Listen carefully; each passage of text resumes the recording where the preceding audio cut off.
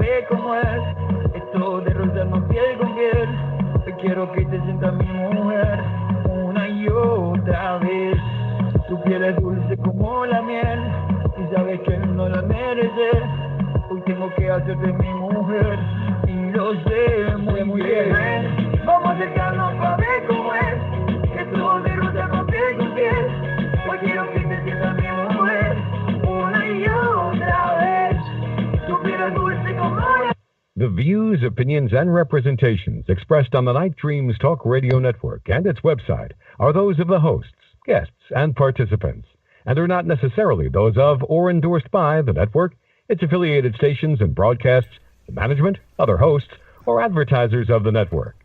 The shows found on the Night Dreams Talk Radio Network can, but do not necessarily, promote any particular lifestyle, belief, religion, political affiliation, or other personal practice.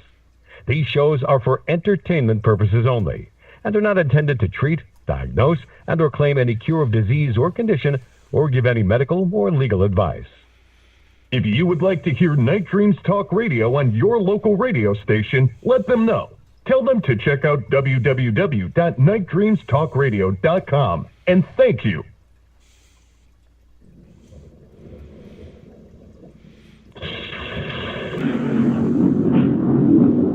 Eric Cooper, S4 Radio, on Night Dreams Talk Radio Network, gets deep into the paranormal.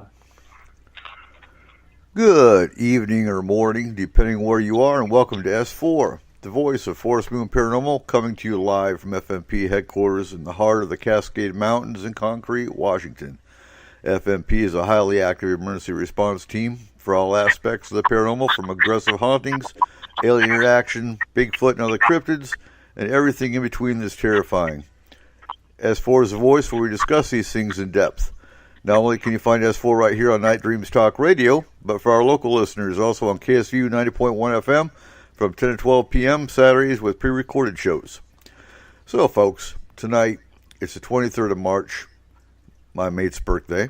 Happy birthday, Izzy. And we are having our monthly roundtable, where we gather around, kick back, ask questions of each other about the last month, or just anything paranormal or conspiracy issue that may have been baffling. So tonight, we have Cole Wegleitner, our FMP Lore and Culture Research Specialist and owner of Statement of Sound DJ Services, Megan Gehring, Astral Team and Security Specialist, Gary Anderson, our network host of Night Dreams Talk Radio, Chris and Brent Dodge, Chris Extended Care and Brent with Astral, and we have Eric Markham. We haven't had Markham on the show for, close to a year now. And he is our FMP scientist. So how are we all doing tonight? Excellent. Doing great. It's so good to have Markham on the show tonight. It's good to be here. Yes. So we can catch up on science. All right. Oh, God. So it was a long day, and it kind of leads into a question I've got for everyone. So, but we're going to start with eeny, meeny, miny, mo. Megan, what's your question tonight, Megan? Oh, geez. Okay, well, I guess since Markham's right here and available, I'm going to go with my science-y question. Right on. Yeah, so I read an article that kind of came out this week. Scientists are preparing sometime in the next 5 years to start manipulating chicken DNA using CRISPR technology to make dinosaurs. So they want Jurassic Park to be real. And I guess my question is, because I have my own opinion on that, is this safe? Is this actually doable? One of the problems I've always had with the whole dinosaur thing is when dinosaurs roamed the Earth, the oxygen content in the atmosphere was a hell of a lot thicker than it is now. Yeah. So if they're going to try and back engineer these things, they're going to have to really get into lung capacity, the size. You know, they may be able to come up with dinosaurs, but they're not going to be able to get beyond the size of what a land mammal or, a reptile is right now, because the atmosphere simply would not support, say, you think of a Diplodocus or a Brachiosaur, these towering 80-foot tall animals like Jurassic Park. Those are not going to be able to sustain themselves in our modern atmosphere. Now, let aside the fact that, it's almost like, have they watched Jurassic Park? This is a bad idea. It right. is. I can see, like, maybe bringing back some of the megafauna, like ground sloths or mammoths, in that those weren't oversized and weren't known for eating tourists. But wouldn't it also create a butterfly effect in a way?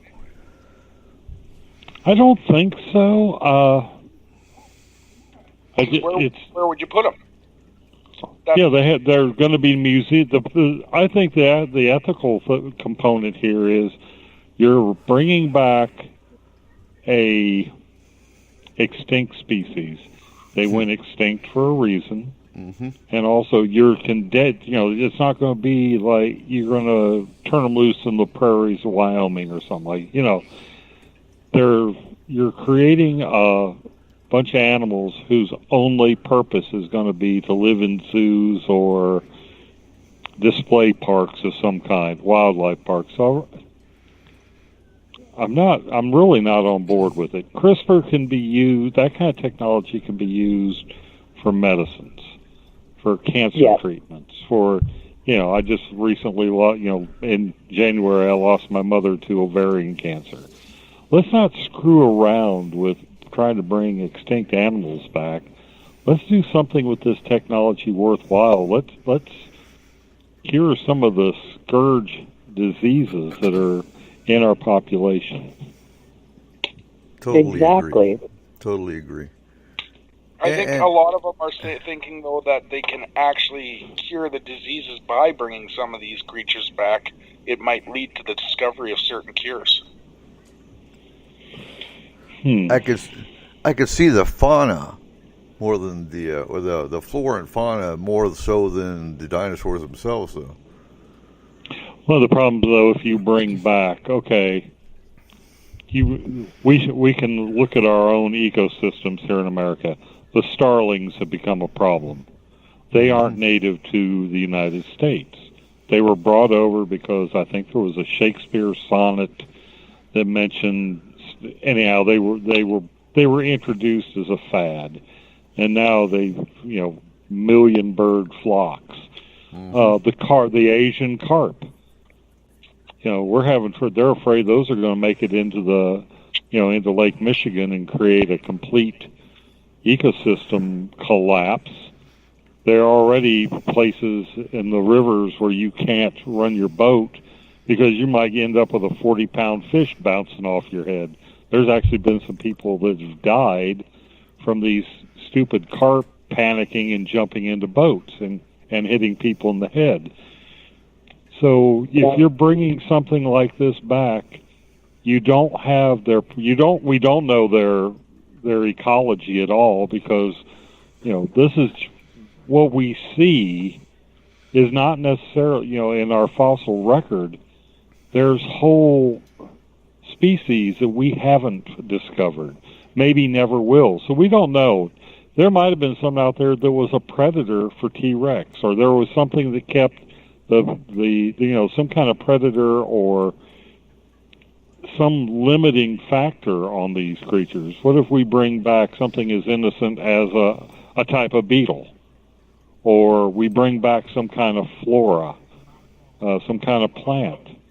Well, the problem with that is, look at what kudzu, imported from Japan, has done in the South here in America. It overgrows.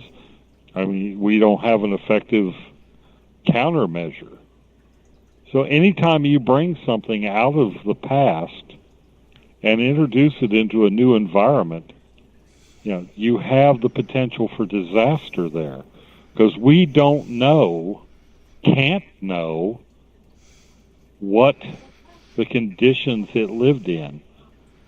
We can guess, we can go by ice cores, but, we don't have the whole picture. So you introduce something and it has no natural predator. Now Can I ask you a question? Sure. Okay, by bringing them back, they're going to be doing gene splicing. So how are they going to accurately bring back the original, whatever, prehistoric animal back? By gene splicing, hey, I don't trust it. I don't either. A lot of what we have tried to do with gene splicing has failed. And I think in a way it might be nature has a safety valve to keep us from doing stupid stuff. But as our technology gets better, we're finding out we can circumvent some of what the roadblocks nature puts in our way. It's kind of like when you start to do something and that nagging voice in the back of your head says, this isn't going to end well, and you do it anyway, and it turns out to be a disaster. We're actually getting where our technology is actually getting kind of past where we can get around that little voice. And I'm not sure that's a good idea. Yeah. Well, how about go into the DNA, the splicing, okay? Look at all the junk DNA. So, I mean, they're guessing that, so whatever they're bringing back isn't going to be the original creature. No. I can elaborate. Whoops. Whoa. Sorry, I can elaborate a little bit about what the article tried to explain about chickens. They basically said that they would take the chicken tail and actually make like a raptor-like tail, what it originally was, by using CRISPR. And then the wings on a chicken would actually grow into forward arms. And then their beak would become more snout-like, specifically. And that's by using a chicken. That reminds me of a jackalope. Yeah. One of the things, the reasons they're using chicken is if you look back at, I believe it was the paleontologist Bob Bacher. I think he was the first one that posited the theory that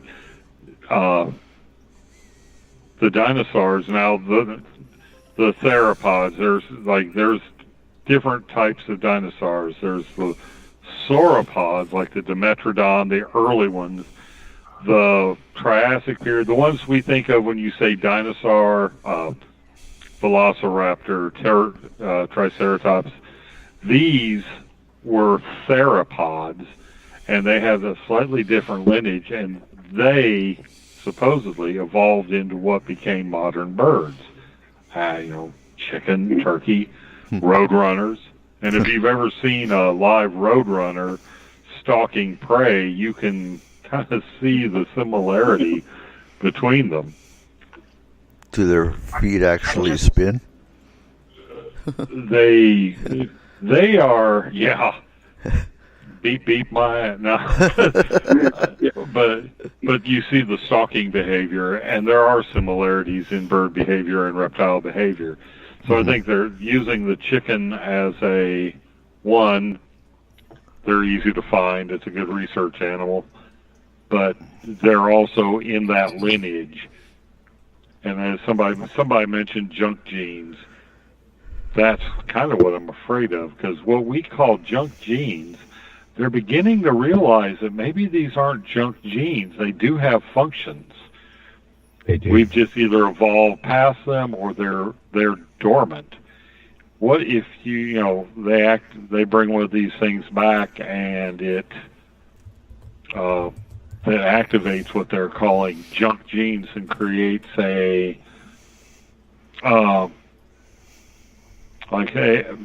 opens it up to allow some kind of microbe to co-evolve. Oh, look at the cute dinosaur. Oh, it also brought this, earth-destroying plague with it. Right. So I don't think we ought to be, not in a nutshell, I don't think we ought to be doing that until we actually understand and reclassify what they call junk genes. I'm just imagining just because we don't have the map and we don't know the function right now, or the what were these genes doing? Nature tends to conserve, and if you find something like that, it has a purpose. Just we haven't figured it out yet. Right. I'm just imagining they get to do these experiments, and then they create a raptor, but it has the mind of a chicken. It's just in the ground. Go to KFC and order. Hey, Markham. Can you imagine T-Rex laying an egg? Yeah, boy. Hey, Markham. An Markham. omelet. Yes. You said that they wouldn't be able to adapt or be able to live in this environment the way it is with the air. They were gonna. Oh, sorry. Go ahead. No, I go ahead. I thought that. Hang on. Go ahead. Okay. So seems how they would be created, wouldn't they adapt to the new environment or how the air is now? Well, they're going to have to. They're going to have to. They're going to have to consider that. When they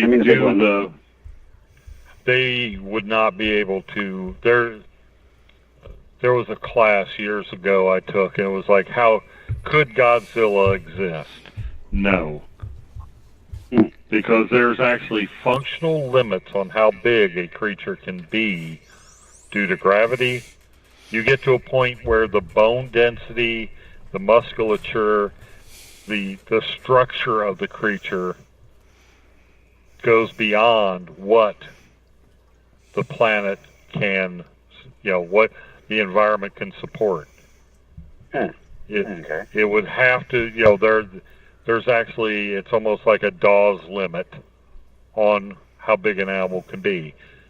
Now with the buoyancy of the ocean is why whales, they evolve in water. There's some support for their bodies. What happens when a 80-foot blue whale beaches itself? It dies because the gravity, its lungs can't function. The weight of the creature itself destroys the creature when it's out of its environment. So yeah, they might be able to make velociraptors that are turkey size, which for the most part, I think, with the exception, I think it was the Utah raptor or something like that was discovered. Up to that point, Spielberg was taking great liberties at making these velociraptors man-size. I don't think any of the ones were much bigger than an ostrich, if that, up until they found Utah raptor. Yeah. Yeah, I don't think they're too big. So, okay. Yes. So has our gravity actually gone that high up since the dinosaurs existed? Okay, well, it's not so much that the gravity, but the climate and the oxygen content. The oxygen content was higher during the Triassic and Jurassic eras, and that enabled that limit to be exceeded, our modern limit to be exceeded. In today's 21% oxygen atmosphere, those gigantic brachiosaurs and stuff could not, they could not exist. They would die and kind of collapse under their own weight. Yeah, because I'm just thinking of the famed Supersaurus. As far as I know, there's only one bone ever found of it, but so the normal Brachiosaurus hip bone, side hip bone, is only about 2 feet long, and this one's 8. Oh, that was I believe they called that one the Seismosaurus, because it would have actually made the ground shake when it walked. It Yeah, it's like one bone and its leg was taller than a human. If I remember the picture I saw, there's a average-sized man standing next to it, and the bone's taller than the man. That creature, there's not enough oxygen there in the atmosphere to allow that thing to exist in modern times. Okay. I can't pull it off the top of my head what the actual oxygen what they think the oxygen content was, but the atmosphere was much denser and supported these humongous creatures. That bone is actually in my hometown. Oh, no kidding. Yeah, it's in Drumheller, Alberta. I've stood beside it many times. Well, was that Seismosaurus or was that there was one they call Albertosaurus, and I can't keep the names are in my head, but I'm not sure if I remember. So it was originally Seismosaurus. They had changed it about 20 years ago to Supersaurus. A Supersaurus. And yeah. The Albertosaurus, that is a four-legged creature. Okay. And the Albertosaurus is like the T-Rex. So there's 3 classifications of those type, and that's the Tyrannosaurus Rex, the Edmontonsaurus, and the Albertosaurus. So, and they're all pretty much the same animal, but different sizes. And the Albertosaurus is about 2/3 the size of the Tyrannosaurus Rex. But supposedly, according to what, I can't remember his name now, his first name's Phil. He's a paleontologist at the Tyrrell Museum in Drumheller. He said the Albertosaurus was more fearsome and more ferocious than the T-Rex.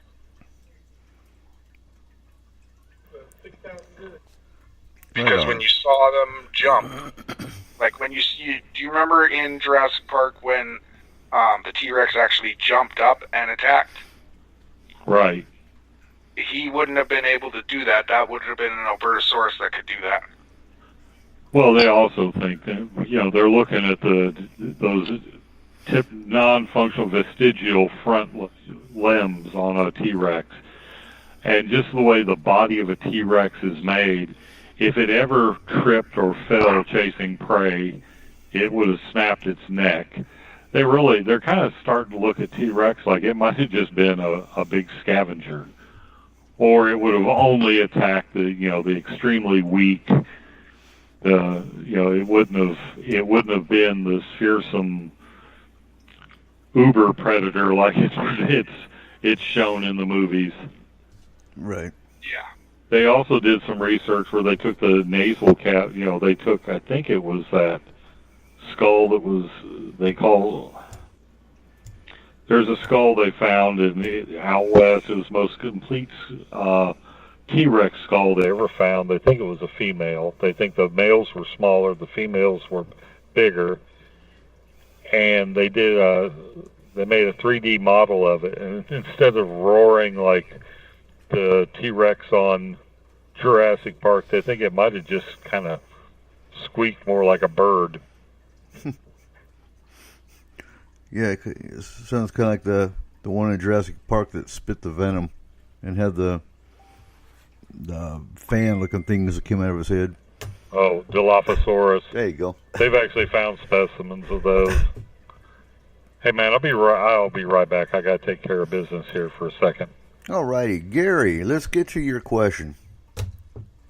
Well, my question is, with Antarctica, melting, breaking up, could that cause plagues to break out worldwide? Because we don't know what's underneath Antarctica. And you know what? I think that's a good possibility because there's so many hidden, and as things warm up, things break up, microbes wake up, you don't know. And then they hit, wind currents, they could easily blow around. So I think it's a good possibility. I just watched that X-Files episode. Yeah, I didn't. That was a good X-Files episode, too. But, again, Chris Carter got a lot of information from the FBI before he created the X-Files. And that's what a lot of that stuff is based on, some kind of grain of truth. So, but honestly, I think there's off-worlders under the ice. I think there's microbes under the ice. I think there's all kinds of stuff that's coming out, with the Earth warming up. Well, our immune system probably would not be able to handle it. No. That is simple as that. I mean, look at the different strains of flu. How many people in the United States die a year? So as the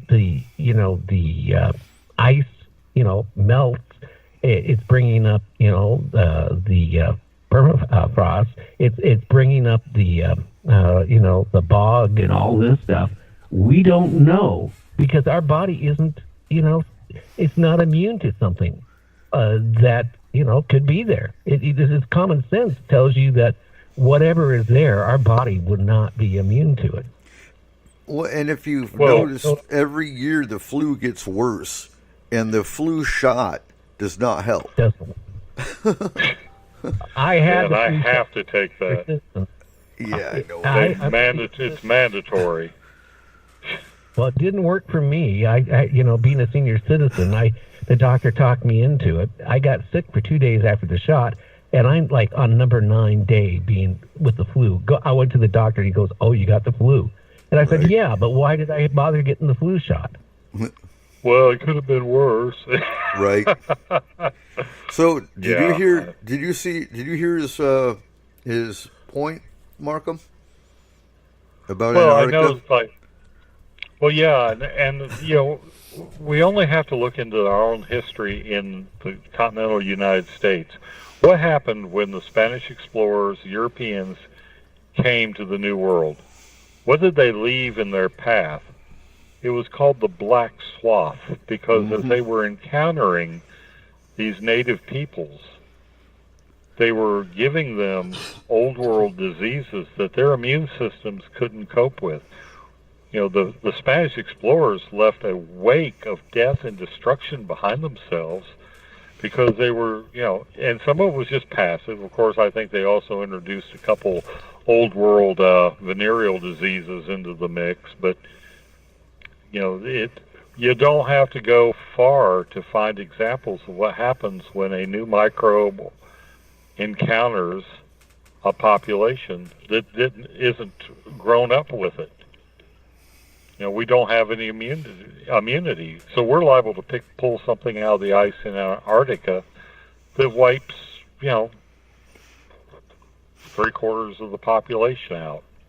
There's going to be those people that have, or their immune system does develop some kind of immunity, but it's not a given. Right. And what do you think the odds are of that happening in the next 10, 20, 30 years? We're about ready for a major plague anyway. Well, yeah. I mean, we're overdue for the Yellowstone caldera. We're overdue for we're actually due for a mass extinction event if you look at the fossil record. That's scary by itself. Yeah. I mean, Gary, we're way overdue for the Cascadia subduction zone, which is supposed to bring a 9.0 earthquake. Mount Baker is way overdue to erupt. Glacier Peak's overdue to erupt. It's almost like we're at the calm before a whole lot of natural disaster storms. Well, how about Yellowstone? Yeah. Yeah, the Yellowstone caldera is, they say it's like on the brink. If that were to happen, that would be global. You would actually, it would be global, and it would probably destroy. People, that's so bad about the people living. No, that's not going to be a localized event. No. That's probably going to push the entire population of Canada, the upper tier of states, the United States, down to probably push everything to survive. We would probably end up having to more or less populate the southern part of California, along the desert, what's now called the desert. Now you think of the population moving into an area where water is a shortage, arable land is in a shortage. Mm-hmm. You're going to try and take an already tenuous at best ecology and add millions survive that. Oh, well, my God. It's like moving into the Sahara Desert. We would all have to move to Mexico. Yeah, wouldn't that be funny? Well, we better not put the wall up there, because I'm thinking, too, California is ready for a major push. Yellowstone goes. Isn't that going to cause some major in this whole area? I'm talking Washington, Oregon, California, all this stuff to have the major faults to probably set them off. I've thought about that. I wonder if the New Madrid fault is here in my part of the country is due for it's overdue for a major pop. So, yeah, it could have a ripple effect. Geology is not my strong suit, but I can see where that could very well happen. That everybody, all the faults and subduction zones would want to join the party due to sympathetic vibration. Where's Joe when we need him? Well, one more question. If Yellowstone went, wouldn't that be basically a Earth-ending event? Because, I mean, with all that would happen, you're talking about crops aren't going to grow. I mean, we're going to drop in temperature. We're going to be in nighttime for a long period of time. I think, a lot of things, our grid system will probably go down. I mean, we're looking at a major extinct level in this country. Oh, yeah, it would actually. It would be global. I would think that the whole northern hemisphere, by the time the ash and by the time the ash settles and everything, and this has happened before. There's a place, I believe it's in Nebraska. It's called Ashfall, Nebraska. It's a humongous fossil bed. These creatures died. So could they? I mean, you had predator species, you had prey species. Excuse me. All these things were huddled together, and they, basically they all died at the same time in mass. Not just like, it wasn't a trickle. I mean, these things died. It looked like the fossil version of Pompeii. Mm-hmm. And that may very well have been, the last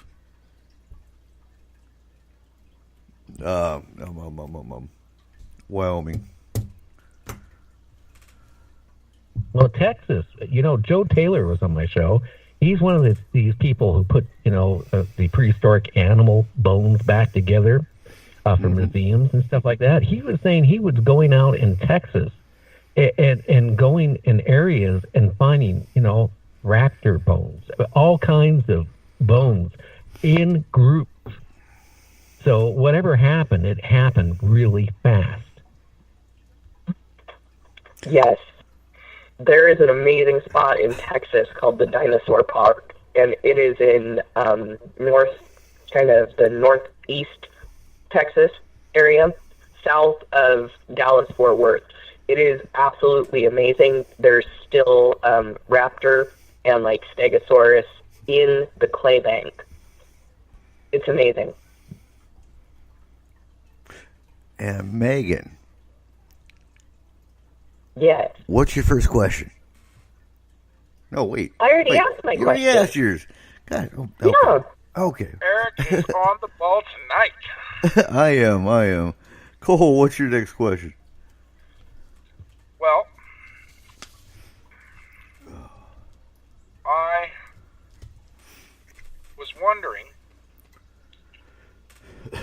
how do I word this? So, in Astral, okay, do you encounter? So we all know. Okay, are we all in agreement that animals, plants, everything has energy? Right. Yeah. Do you see that in Astral? Like, can you see a tree's energy, a squirrel's energy?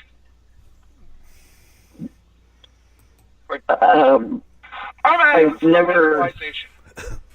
Because I don't think I've noticed. Well, no, actually, I did deal with a tree that had objects, like weird objects, buried around the trunk of it.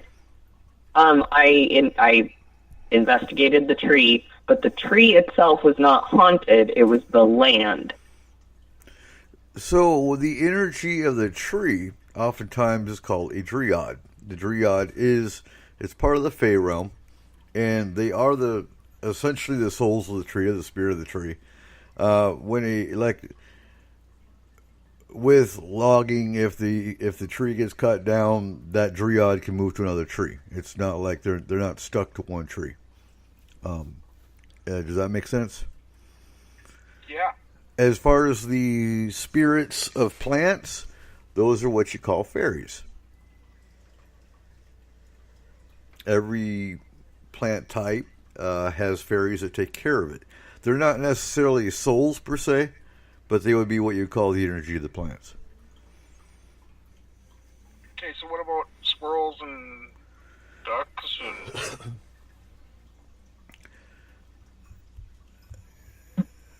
I've astrally checked on my chickens.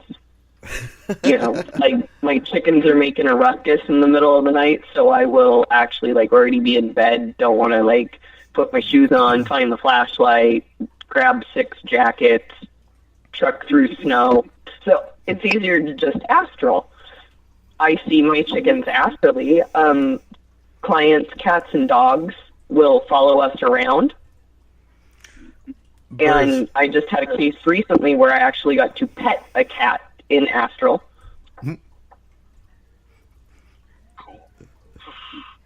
And what was your perception of your chickens from astral? Could you see a spirit? Could you see a soul? I saw their energy form. Okay. I actually knew that one was getting sick because she was 9.5 years old, and I saw that she was a dimmer energy than the rest of the hens. Right. Now, I think animals... No, not all dogs go to heaven. But oh, come on. I knew that's where you're going with that. No, so they don't have souls like humans think of, you have to have a soul to go to heaven kind of thing, or you go down to hell, whatever.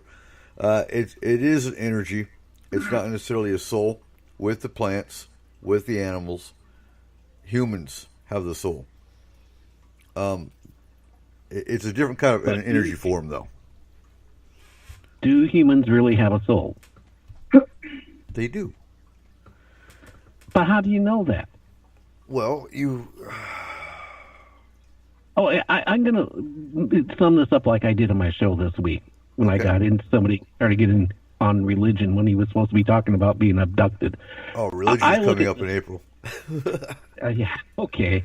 I look at maybe at one point this planet was mined by aliens for our minerals, okay? Man has always had to believe in something.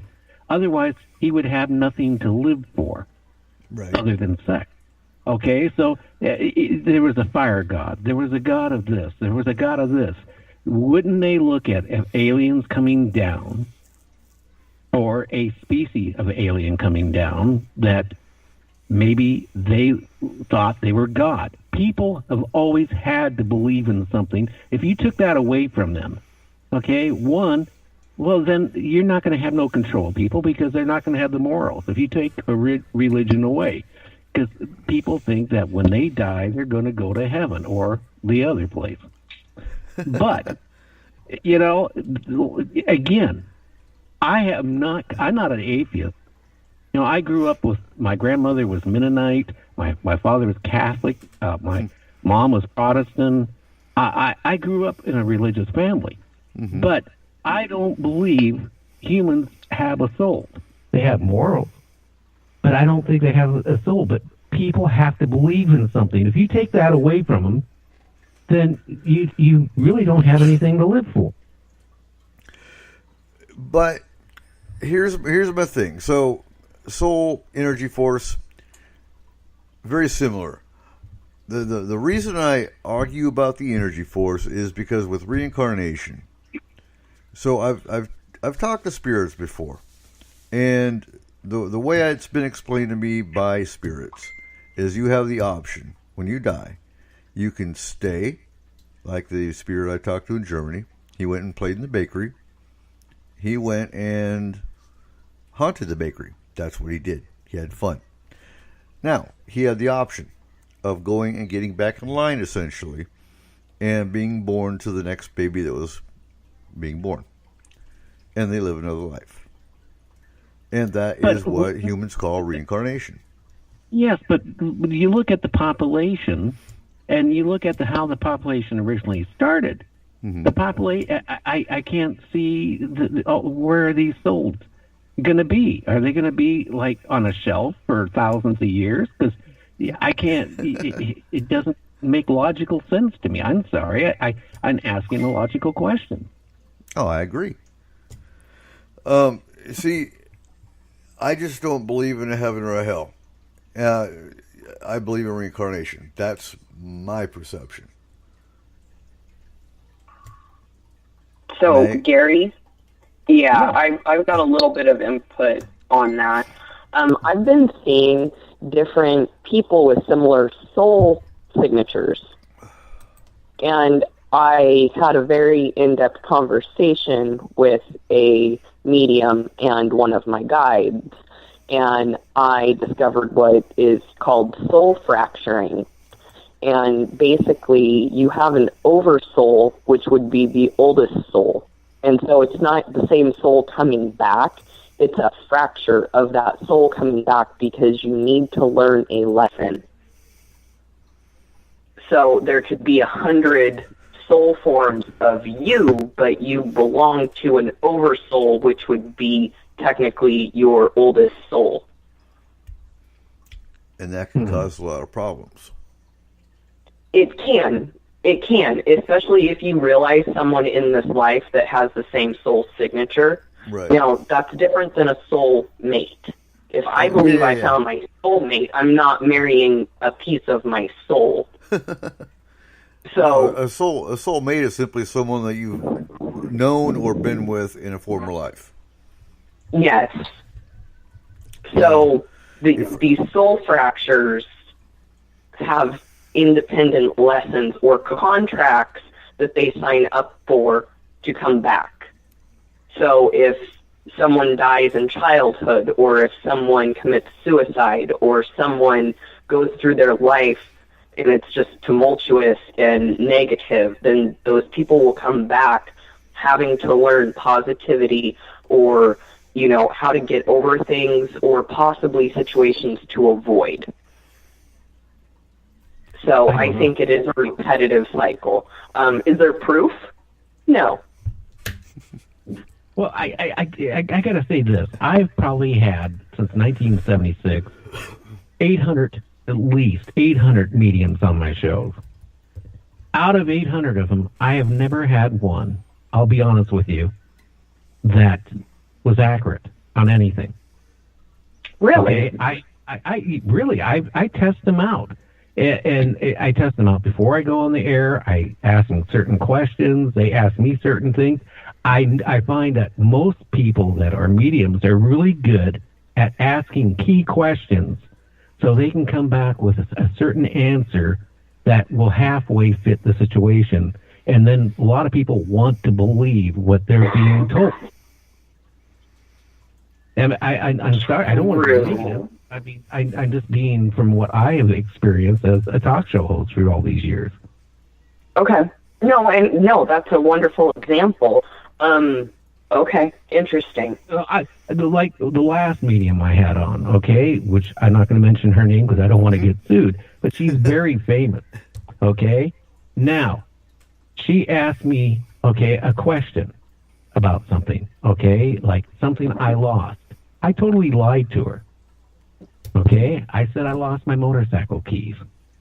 Okay, well, she did whatever she did, and then she told me where it was.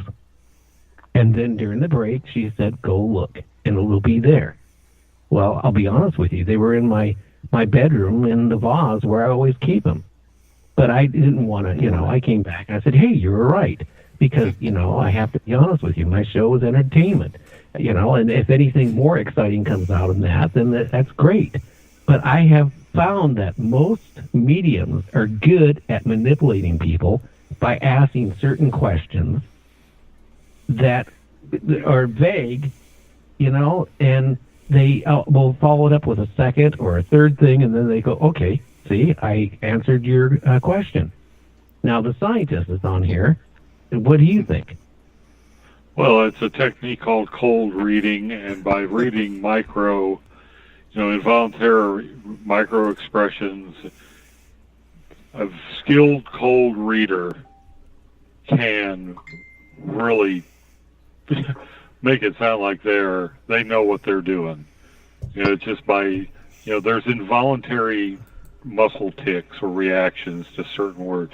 If they get in the right area, a good cold reader has studied and knows where to take these little nonverbal cues and lead the victim. I'll just call it that, the victim into really telling the medium or the mind, the mentalist or whatever, into answering their own question. And keep in mind, a lot of people that go to mediums are, a lot of times, they're in grief. They don't want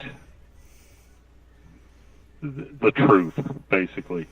If you're desperate enough that you're paying somebody like that idiot that had the series on Sci-Fi, John Edwards, or was that him?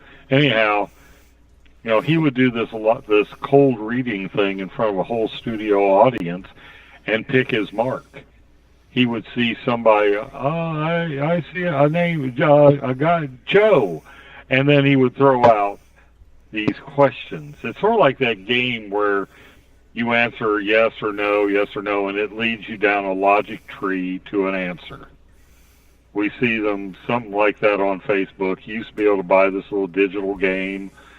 It would arrive at an answer through an algorithm. And that's all cold reading is.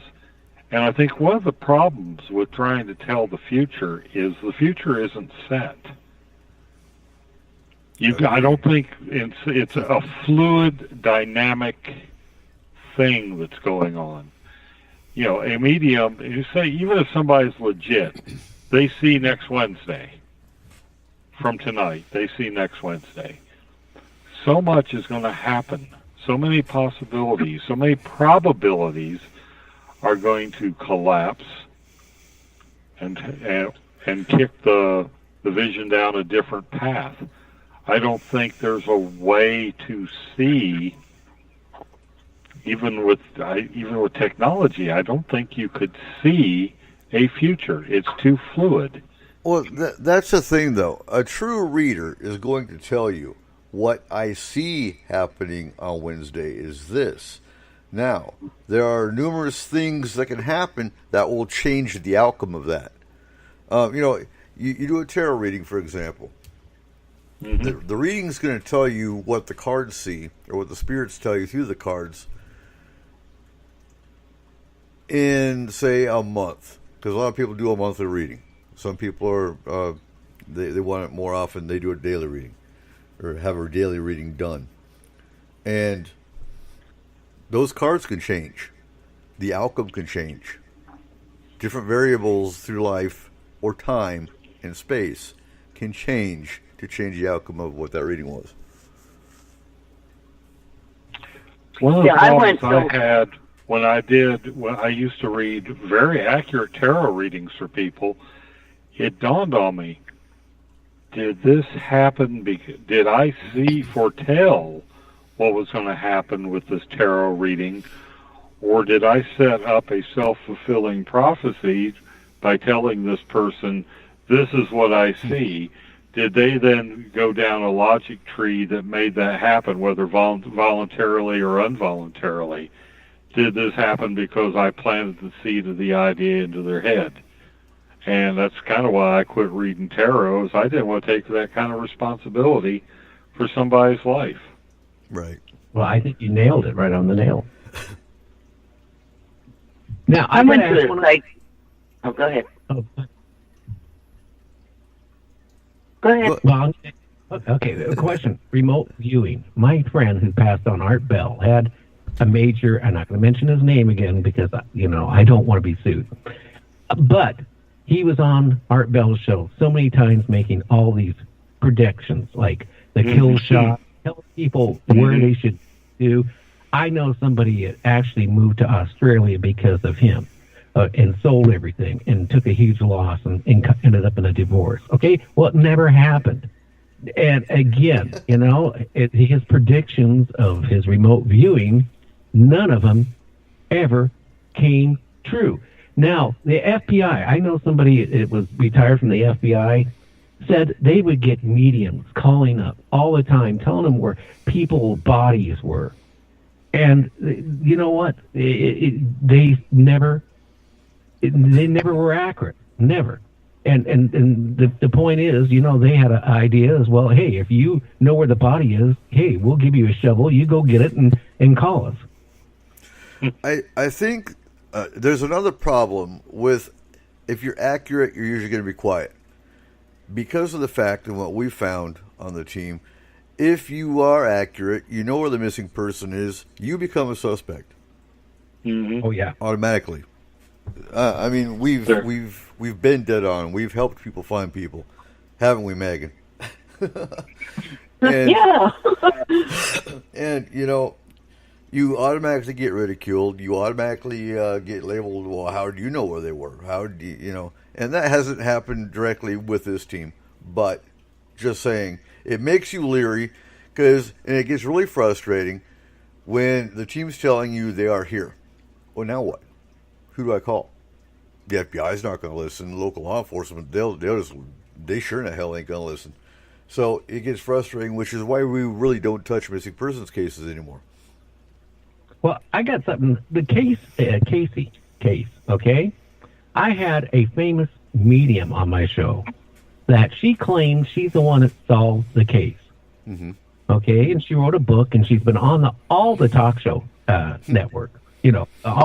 From coast to coast, all the way down, right? Well, it's really funny. If she solved the case, why did the postman find the body? Right. Mm-hmm. Okay? That's the type of thing. There's some mediums out there that are actually taking advantage of people. And that's what's bad, because, they set the person up, like you mentioned earlier.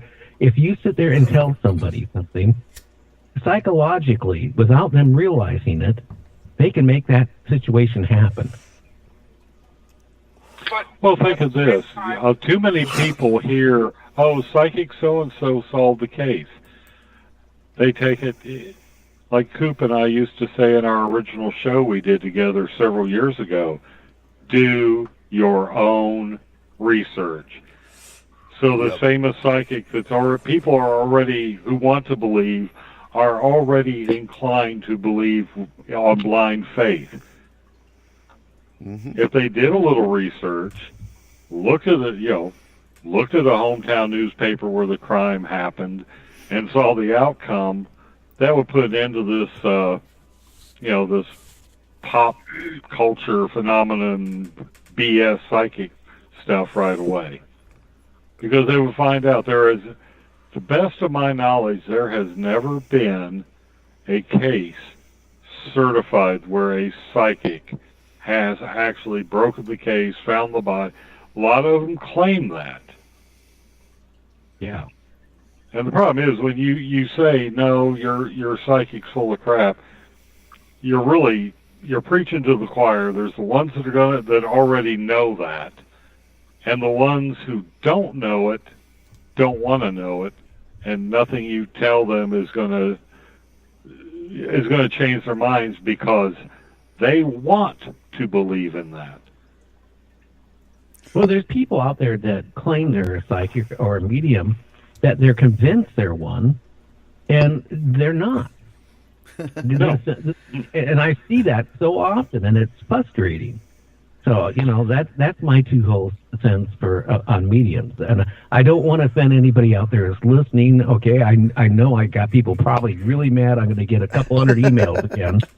So like last time, I opened my mouth about, politics.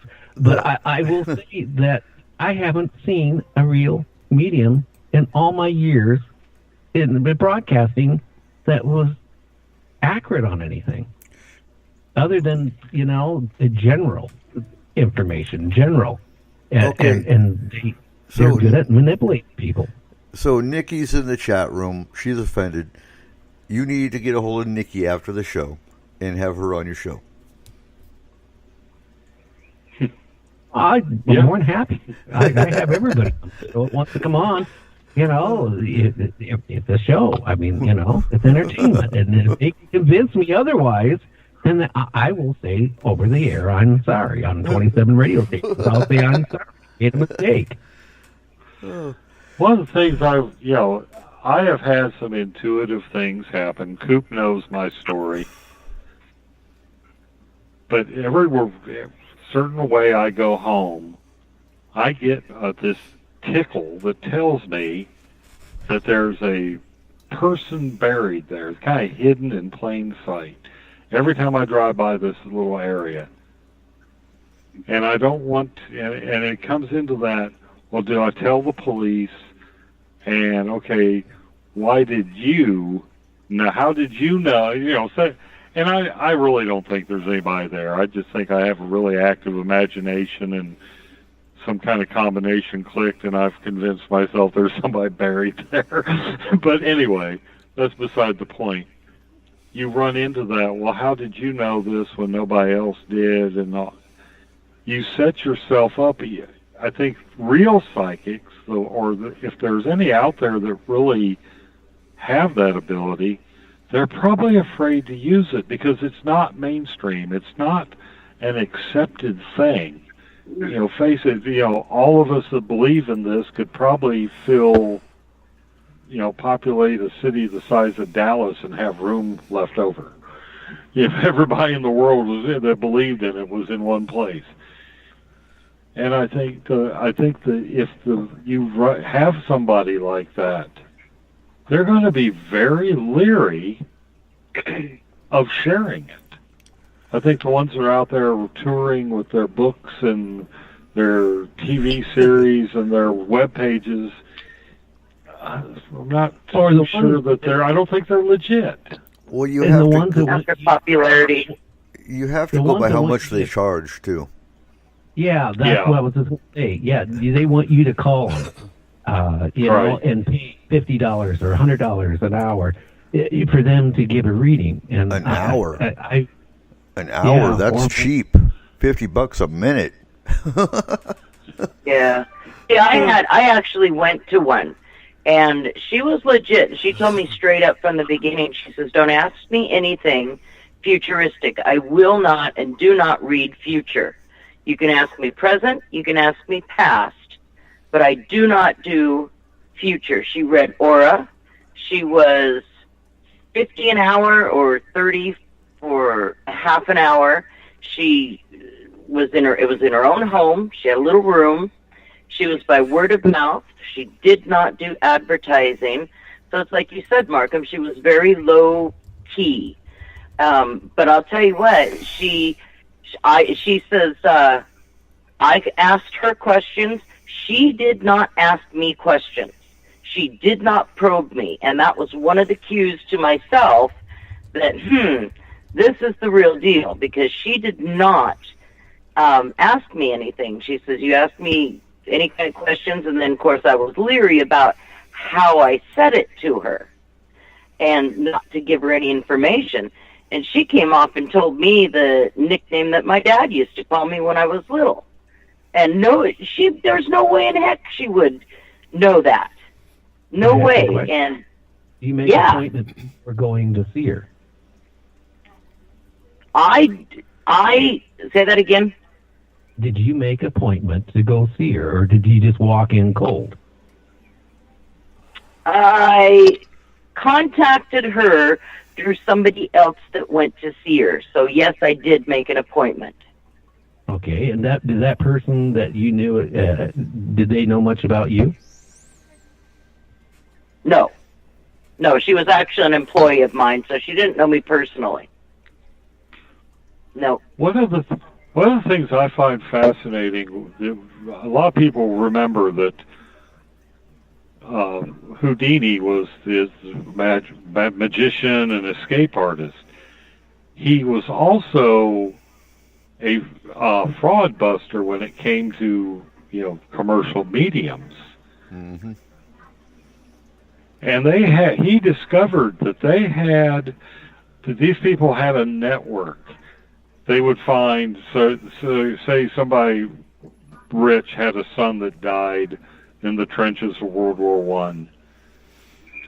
They had contacts that would add this information up. Now, this is pre-internet days, so this took some organizing. But he discovered that they had sort of like this black book that you move to town, you come into town to do your dog and pony show. Somebody within the network would hand you the black book. It says, okay, the Beckwiths lost their son in the Son Valley during this offensive. There was all these details written down. So all you had to do is, we're going to have a seance. And of course, at the time, spiritualism was very popular. So these people would show up, and of course, this fraud medium would be saying, well, I'm getting a message from your son Leonard who died. They would have all these details. It would look like they were getting it out of the ether when they had studied it. And it wasn't, every town, every big city, and face it, these people went where the money was. These fake psychics and fake mediums, they went where they knew the money was. And they knew where their network of contacts had the information. Mm-hmm. And I don't think now that was back where people barely had telephones in their homes. Now you got the internet. Is there anybody out there that you couldn't, if you wanted to, dig around, find out as many details as you needed to go in and look like you had the answers? Well, you can do a background check easy enough on anyone. With social media, I'm not aware that I have ever told anybody my father's nickname for me. But right. I don't know I can't think of every post I have done, every email I have done right. Since 1996 when I began to experience the internet.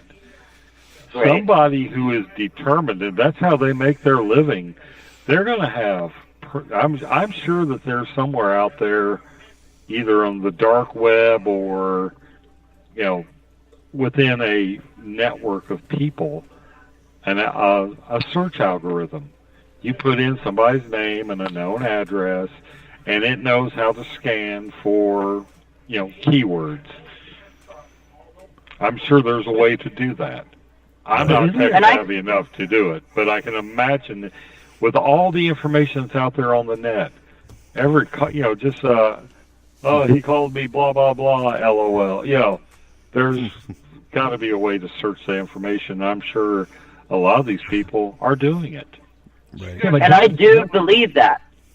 I do believe that there's a lot of them that are just in for the fame, the popularity, and, to make the money. But I also really, truly believe that there are people that are born with gifts to do this. I do too. I'm coming off as a hardcore scientist. Coop knows my story. I've had paranormal crap happen to me, things that didn't fit, that didn't come out of a textbook and don't have any place in that textbook, but they were real. So I'm willing to give this stuff the benefit of the doubt because nobody's a believer until it happens to them. It's easy to be a skeptic and tell somebody they're crazy until you have that epiphany. You have that one experience that is like, oh my God, this stuff is real. Yeah. Once you have that, you're a little more. But I think there's there's some popular characters out there that I really believe have made their millions by preying on the gullibility of fools. You know, there's sort of famous channelers out there. And I mean, a lot of times push comes to shove, what they talk is all generalities. And if you press them, they basically, you know, tell you to sit down and shut up, in an authoritative, you know, Atlantean warrior's voice type of thing, hint, hint. And, you know, I have a hard time believing in those kind of people. But doesn't everybody have something, okay? I have had dreams like where I had a dream that I'm going to go somewhere, I'm going to go into a situation, and then all of a sudden it happens. Everybody has that. I think everybody. Some people might have it more. But mediums, to sit there every day, to talk to different people, and come up with these answers all the time. Again, it's key words, you know, like it's so easy. If you knew who was in the audience and you all of a sudden pick those people by knowing what they look like ahead of time or whatever, you can do research who their father was or their mother was, or their sister was, and just mention their name or come close to it. And I watched some of these ones. They weren't even accurate on the name. They'll say 2-3 different names, and then the person, the mark, will say, yeah. And at that point, they'll believe anything at that point. Right. Now, that's that cold reading technique. Yes. Yep. I'm not saying all mediums. What I'm saying, everybody has a gift. I really do think people have these paranormal experiences in their life. But the ones like I was saying, like the lady who's made a lot of money being on all these TV shows, talk shows, writing books about it, and then comes out and flatly lies, like saying, I solved the Casey case. Well, you know what? I talked to that police department. She didn't do it. Again, the information was right there. A postman saw the baby body, and that's how it was found. And she tried taking credit for it. And there's a lot of mediums that do that. And you know, I even had one on my network at one point, which is no longer here, because I'll be honest with you, I will not stand for somebody to be on my shows or network making money off of people, gullible people. Right. And, you know, Markham, coming from our resident scientific skeptic, I always remember the first astral case we did at his house, which made him go from, there's no such thing as astral, to, well, Tony. I will say I didn't believe in astral. I'm just saying this is in the Coop and I's early, I mean, it was very early in our relationship. I think it was before the first time I came out and spoke at your conference even. Yeah. And when a person calls you, and this is what happened, I was having issues here. I think I was under attack. Yeah. And I reached out to Coop through Facebook, and he called. The long story short, I get a call about 45 minutes after all this is said and done from a guy who describes my bedroom in a house where, at this point, I have never posted any pictures of this, and I have since looked on Google to see if there were any images that the previous owners posted about this house. I couldn't find them. The man describes a portal opening up in the second closet in my, I've got 2 closets in my main bedroom, and starts describing a room he's never seen and what he did, and you close the portal. And what's more, I find out the guy that's describing my bedroom so accurately is blind. Okay, faced with that. Okay, so that was... If I was hoodwinked, that was the very best, well-constructed hoodwink ever. I choose to believe that I had a legitimate psychic visitor or a legitimate astral visitor in my home. Yeah, that was Charles. That was back when Charles was on the team, and yes, he was blind. Physically blind, but could see an astral. And yeah, I He think can Tony. say damn well an asshole. Now, hey, can I butt in here? Can I give out the phone number and maybe we can try take a question from a listener? Yeah, sure. Go ahead. Yeah. And Okay, if you want to go ahead.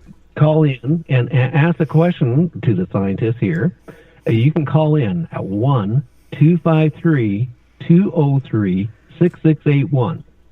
1-253-203-6681, and we'll put you on. Outstanding. I just do that in the Spreaker chat room.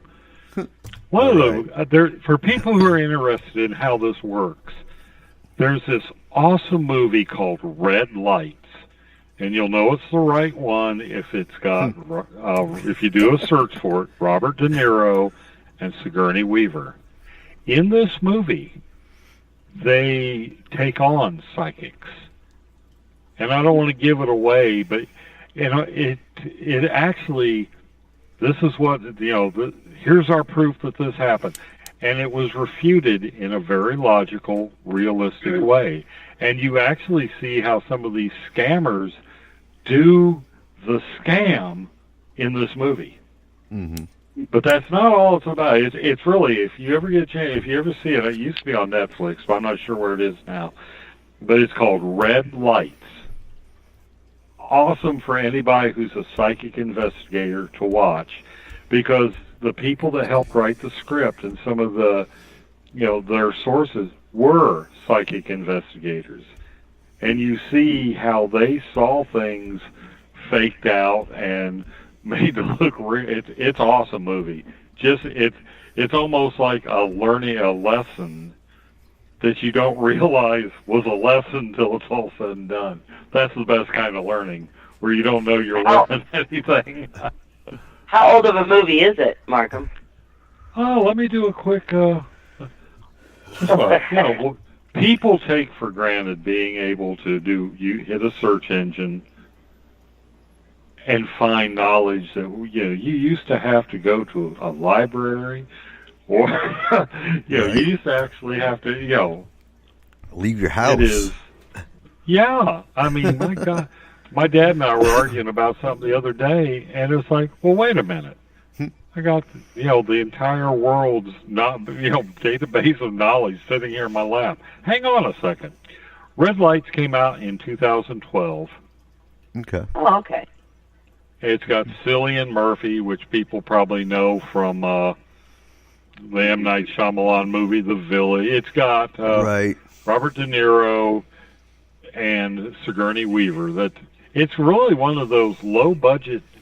That I'm sure it didn't cost billions to make, but it is one of the best, low medium budget movies I think I've ever seen. Well, they spent all their money on Robert De Niro and Sigourney Weaver. I heard somebody interview a famous actor one time. He says, we do the Hollywood crap to pay the bills. Right. We do the indie stuff because we get to exercise our craft. It's not so much with a lot of these people when they do the indie films. It's not so much the money. They're getting to be a character or do something that they don't get to do when they're making that multi-million-dollar paycheck. It's very few actors in Hollywood, and Robert De Niro and Bruce Willis are probably a couple of them that basically they sign on to do the movie, leave them alone, they're going to do their job. They say Bruce Willis won't take direction from anybody. He comes in, does his interpretation of the character, you don't like it, screw you. You've already signed the contract. You've already paid him. He don't care. Right. We got a caller in that has a question. Caller, are you there? Yeah, I'm here. How you doing? It's James. How you doing, Gary? Eric? Hey, James.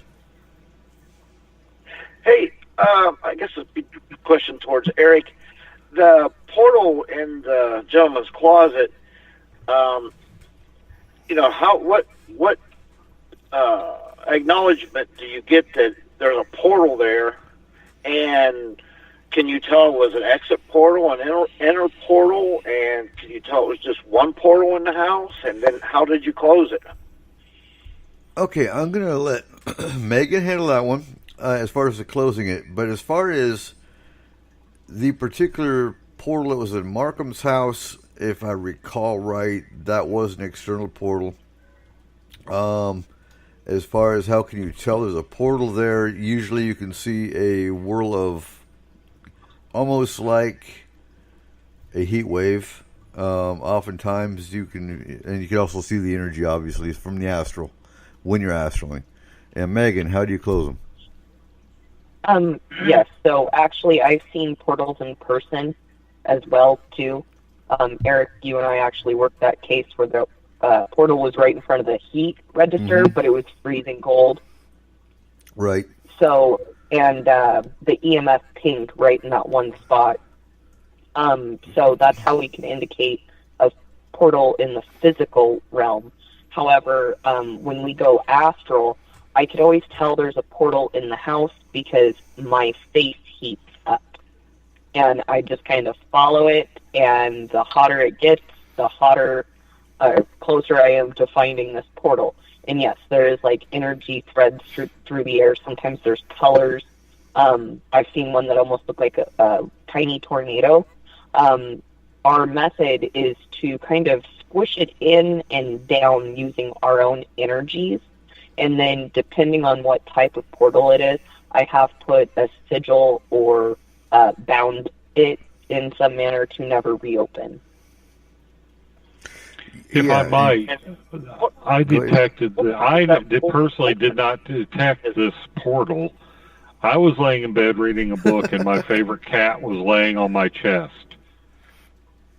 Now, this cat's like super mellow, and once he gets comfortable and cutting off circulation of that side of my body, he ain't going to move. Mm-mm. He jerked up, stared at that closet, and ran. I've had that cat for almost 17 years. I have never seen him exhibit that kind of behavior. That was so out of character that's what prompted me to get in touch with Coop and ask, if there was something that could be done, because he was looking right at that closet, was terrified of something, and ran. I looked in the closet. I didn't know if there was something in it, so of course I'm going into the closet, digging around. There was nothing in there that I could perceive. So cats being able to see in the low infrared, I'm thinking there was some kind of image that his eyes could pick up that mine couldn't. But I know after they came through, I haven't had similar. Now, my house is actively haunted. Mm-hmm. But the spirits, they know, leave my stuff alone, right. And leave my cats alone, and I don't care if you're here. Yeah. You have an agreement with your spirits. Right. I mean, I've been downstairs in the studio talking on the air or something, and heard footsteps upstairs. Mm-hmm. Both cats were downstairs with me. I live alone. I go upstairs with a shotgun and a pistol because I think somebody's robbing my house and they ain't going to get away with it. Every room in the house searched, nobody. Every window still locked from the inside. Every door still locked from the inside. My doors have safety chains across them. There's no way, even if they had a key to get in, they couldn't have reached in and put those safety chains back in place. I mean, I literally searched that house floor to ceiling and the attic. There was nobody in there, but the sound of somebody tramping down the hall was unmistakable. And I heard the footsteps. But that's what we have to tell clients too: is you always want to pay attention to your cats and dogs. If they're acting normal one day and all of a sudden they're terrified of a specific room and they will not go in that room from that point, then that's when you need to call somebody in. Mm-hmm. Now, James. Well, you've heard about how I brought that tape recorder to the first convention and played with the EVP. Right. All right, say again, James. What event opened that portal in his closet to begin with, or was it there when he was in the house? So we can't always tell. It depends. There's a whole lot of variables. There's one case that we had that we're pretty sure and it sounds crazy, but we're pretty sure it was cross ley lines because of the fact that there is no other explanation for that particular case. Ouija boards can open portals. Certain rituals can open portals. There's different variables. I don't know. I can't give you specific whys with some of them. Yeah. I know there's. Curious, but did he move into that house? Was it there already, or was it something he No. did, or somebody did, or? My house was built in 1962 by a guy who later became sort of a local celebrity weatherman, soft news dude. And another family bought it from him. I guess once he got rich and famous, he moved into a bigger house. And the little girl that grew up in that house always talked about the old man that was in it. So the house, and plus, being a paranormal investigator myself, I think once you open the door to the existence, it's sort of like shining a light in the void, saying, "Hey, here you go." So it's sort of like an all spirits welcome sign on the doors. I think belief actually increases the amount of activity. It can, and I'll add too that certain off-world races do open portals as well. There's some races that travel interdimensionally, some astrally, and they open portals as well. Those we seal, and we usually use ice on those because ice does work effectively on some races. So yeah, portals. Just see portals as gateways. They can be alien. They can be spirit. They're just gateways. It could have been that portal was open the whole time I moved in. And it wasn't until active. That night something negative moved through it. Right. That might be the entrance that the resident spooks use to go grocery shopping or whatever. That might have been their door in and out. But something negative came through that thing. And real quick, Nikki is saying really. So with reptilians, we use ice. With most of the other races, we use fire. Now, James, did you have another question before we cut you off? No, that was it. Thanks very much for the answers of the questions. Okay, excellent. thank you for calling, James. Yep. Bye. Can I add to that real quick? Yeah. How they're open.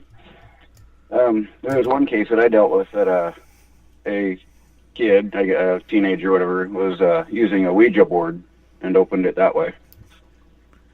Right. Ouija boards open gateways anyway if you don't close them. Yeah. Well, that's by definition a portal.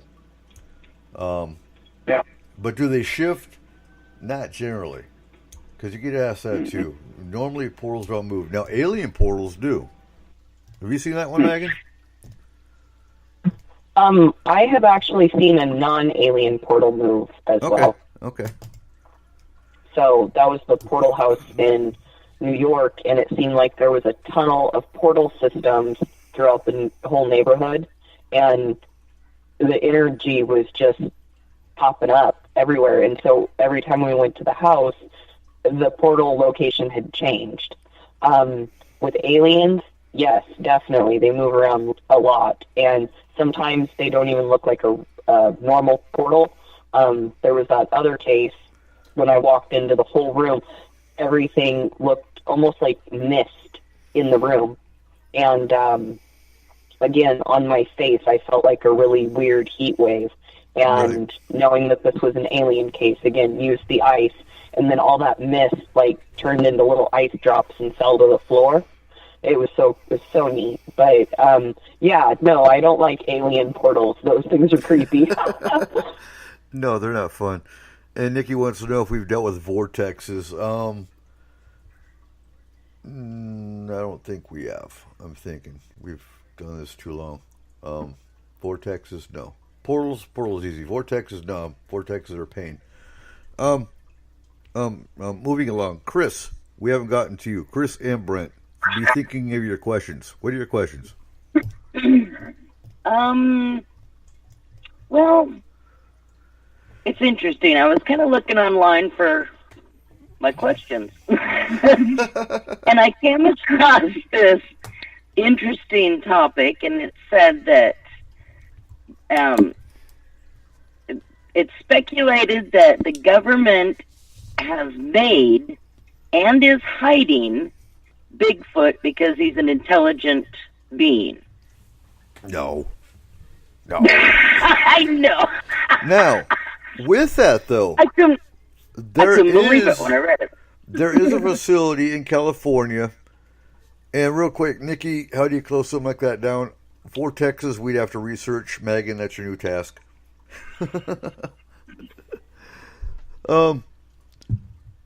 So there is supposed to be a facility in California where, for example, the Bigfoot that they found, I believe there are two deceased, one living, or vice versa. There might have been two living, one dead. When Mount St. Helens erupted in 1984, I think it was. It was either 81, 84. I was sitting in church when Mount St. Helens blew up. I remember the window vibrating. I think it was 81. 81. I think it was 81. It was 81. That sounds right. Yeah. No, Nikki, Megan will be fine. So they sent in the National Guard. I have never been able to vet this. It makes sense based on certain areas of Fort Lewis I've been on. But they took, the National Guard came, they took the living Bigfoot and the deceased body. They took them to Fort Lewis. They stayed there for 2 weeks, and they shipped them to this facility in California. I'm not sure where this facility is, but there you go. So there's the, and I'm going to lead right into my first question, because it does have to do with Bigfoot, and it kind of correlates with what you're talking about, kind of. So, with Bigfoot, we know that the government, well, Washington state government anyway, has come out and said that if there is Bigfoot, I'm reading, so if there is a Bigfoot, then we aren't allowed to kill him because he is an endangered species. So, okay, with that being said, if the Washington state government is going to come out and say, if there is a Bigfoot, does that mean that there is a possibility he's alive? And if Bigfoot is alive, which I know he is because, well, I've heard his knocks, I've seen his tracks. Gary can tell you he's alive because he's chased him. I think the question, Eric, is why would the government come out and say something like that if they didn't believe it? Well, that's kind of, I agree. The government knows we're here. The government's got them. Now, we have a quarry that is being, it's in the works of being reopened. Yeah. And they're going to try to truck 75 loads of crushed, or well, actually slab rock, a day through our community here at FMP headquarters, the Upriver community. That's going to destroy our roads. It's going to destroy our tourism. It's going to destroy this whole community. Yep. We have two endangered species that live in that exact same environment that they're talking about opening. Now, I'm curious, if all of a sudden there was irrefutable proof, oh my God, Bigfoot came walking out of the woods, there he is, he's been seen by the Washington State Department of Fish and Game, they shook his hand, captured him, whatever, would that shut down the quarry? Shook his hand, seriously, shook his hand. Hey, I had to throw it in. It wouldn't happen, you know it wouldn't.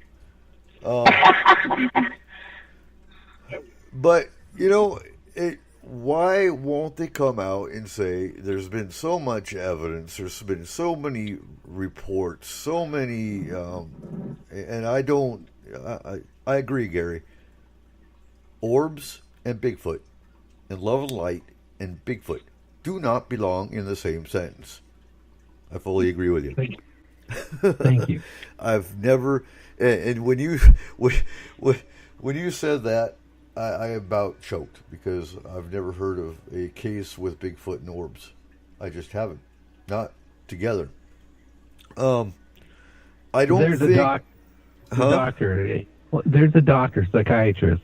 It claims that. I don't get it. Now, I won't say, in my opinion, Bigfoot's not going to just jump out and attack you for no reason.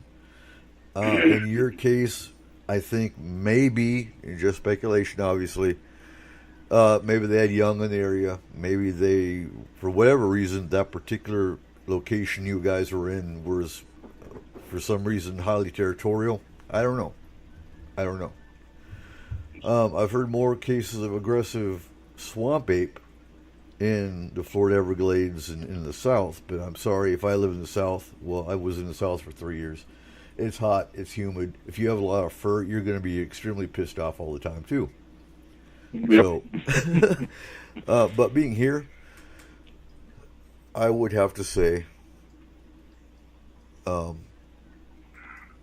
think the biggest reason they won't actually come out and irrefutably say, yes, they are here, is one, monetary. You're going to have, I think in their fear, we're going to lose tourism if we say Bigfoot's real and he's here in the Cascades, which I don't agree with because I think it's going to bring more tourism in. And two, just like the spotted owl in Oregon, they're going to shut down logging and quarries. Yep. Because Bigfoot's an endangered species. Right. It'll be just like the spotted owl, which is just a subspecies of the barred owl. It's not really that. But, yeah, I think you hit the nail on the head. Plus, once you declare it's real, now you have to decide, well, how close to us are they? Do they get human rights? Do they fall under the tribal, something tribal? You open up such a can of worms. Plus, and I don't like to ever say attribute anything benevolent to the government, but maybe they realize that by saying they're real, you're going to get these jackasses that got to have a trophy of everything in the world hanging in their, they're going to open up that species to predatory hunting that might otherwise, there's people out there, who are trophy hunters who don't believe in Bigfoot, therefore they haven't gone out looking. So now that you would happen. These things exist, this guy's going to load up his 303 and go out in the woods and, his Winchester Wind Mag, and he's going to try and bag himself a Bigfoot. Right. The and fact that they're not considered a real animal by the mainstream might be a way of protecting them. It could be. Now, can you remember the TV show Killing Bigfoot? I mean, that's not too far-fetched. You know darn well if they came out and there was a Bigfoot, somebody is going to want to go out there and try to kill it. Right. So Nikki's got a question. Has anyone on the team had telepathic communication with Bigfoot? No, we have not. I don't think he's capable. I'm going to say that now. I think he's intelligent. Don't get me wrong. I think he's spiritual. I think he's interdimensional. I think he can shift. But telepathic, if I was a Bigfoot, I wouldn't want to be telepathic with humans either. Just saying. Well, I've often thought that maybe when you read the descriptions of how they behave, how encounters have gone, right, it's almost shamanic. Well, look at the Native American lore. Right. Maybe there are cultures who attribute the fact that we walk on two legs to hairy man. because apparently there was a debate, and let's take this myth for what it is. It's a way of explaining things. There was a four-legged entity called Coyote who wanted us to walk on all fours. Hairy Man said, no, these are my brothers. They will walk on two legs like I do. Right. Now, take that with a scientific view. You have a four-legged entity that's come along at the very dawn of our race, where we were basically we were pretty much ambling around on all fours like chimps. And maybe this other entity, this hairy man entity, said, no, they're going to evolve along my way. And the way the myth gets turned into Coyote and hairy man, it might have been some kind of four-legged reptilian and a Wookiee for all we know. But it has come down through the oral tradition as Coyote and hairy man debating about our future. Right. There could be so much about our origins and our development as a race in that simple tale, but because it comes from an oral native tradition, it's that's a cute story. Yeah, it's a fable. It's a fairy tale. Right. I kind of see it a little bit different. I've never heard that version, and when you said coyote, I saw like a skinwalker. Yeah. Well, coyote in Native American lore, coyote is not, skinwalker has a negative connotation. Yeah. Coyote does not have a negative connotation. He's a trickster. Yeah. He'll screw you out of your dinner, or he'll, sleep with your woman or your man. He's a trickster, or I should say it is a trickster spirit. It will do things to satisfy its own, does it for its own giggles and grins, but then again, it doesn't go out to cause harm. But when you get the skinwalker is totally evil connotation. How you even become a skinwalker, but in native lore is, it's evil at its inception, and I don't get that with coyote. I think the coyote, the trickster spirit, is a separate entity. But I'm going to play devil's advocate with Skinwalker, because to my perception of Skinwalker is he was actually a guardian of the woods, and you didn't get attacked unprovoked unless you said his name disrespectfully, for one, and were in the wrong place, for two.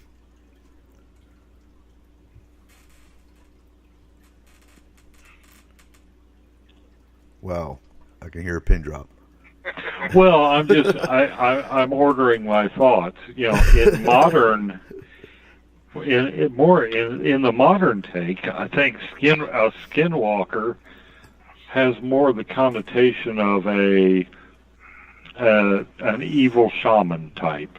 Right. It's not this isn't like a guardian of the woods like maybe Hairy Man, or in Celtic Green Man, the Green Man.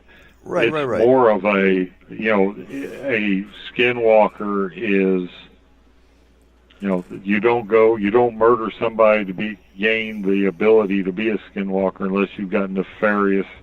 To me, it seems like you'd have to have nefarious goals in mind to go down that path. So think tribal. If you're Navajo and you're over in Comanche land hunting, that Comanche skinwalker is going to go after you because you're Navajo and you're in another tribe's land. Oh, okay. Not like Bigfoot. Yeah, I see what you're getting at. Yeah. Not like Bigfoot. Bigfoot's the guardian of the mountains. I get that. I have no problem with that. I'm talking guardian of the tribal land. So if the white man goes into tribal land, yeah, you have to worry about the skinwalker. I guess I was focusing more narrowly on like the skinwalker ranch, or the more I think some of the I think there's probably a gradient or a continuum of what a skinwalker can be. Right, yes, but I think a guardian shaman or a spiritual shaman, something that a shaman sets up to be a spiritual guardian. But then I think you've also got that skinwalker that is the evil shaman that, chooses the dark side of the force, so to speak. Right. I think also modern society or modern perception has watered down and tainted a lot of it. You have to look at First Nations lore to actually get the true story. And they don't like to talk about, that's one of the things, they don't like to be open and talk about a lot of, like Wendigo, Shunkawarrick, and Skinwalker, because it's sort of by naming it, you give it strength. By naming it, you attract it to yourself. Now, Wendigo is another interesting character, because Wendigo started out as a cannibal, I believe. Well, yeah, the idea of the Wendigo is this spirit of hunger. Mm-hmm. And, you think about this, where that myth comes from is in Canada and up, the plain states. You have a long winter up there. And you're snowed into your teepee, you're snowed into your whatever. Cool. We're thinking Donner Party.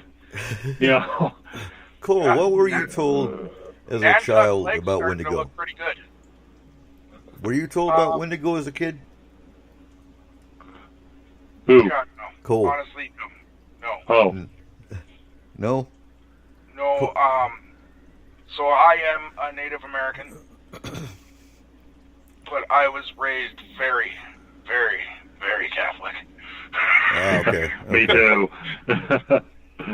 It wasn't until I was probably 14 when I started actually looking into my own culture, and it's not a popular story up there, honestly, about the Wendigo. Probably because, well, it's the creepy. whole idea, and the fact that, honestly, back in the day, is how I'd put it, I guess.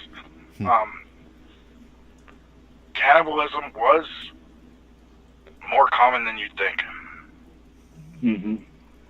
And it's one of those taboo things that people will not talk about, especially Native tribes. But it had to happen for the tribe to continue. Right.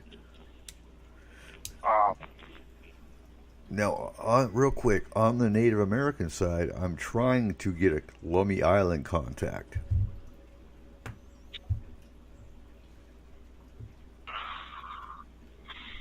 Lummi Island is full. I wanted to bring one thing up, Eric. Yeah, go ahead. With the whole Bigfoot thing that you had brought up with the quarry. Mm-hmm.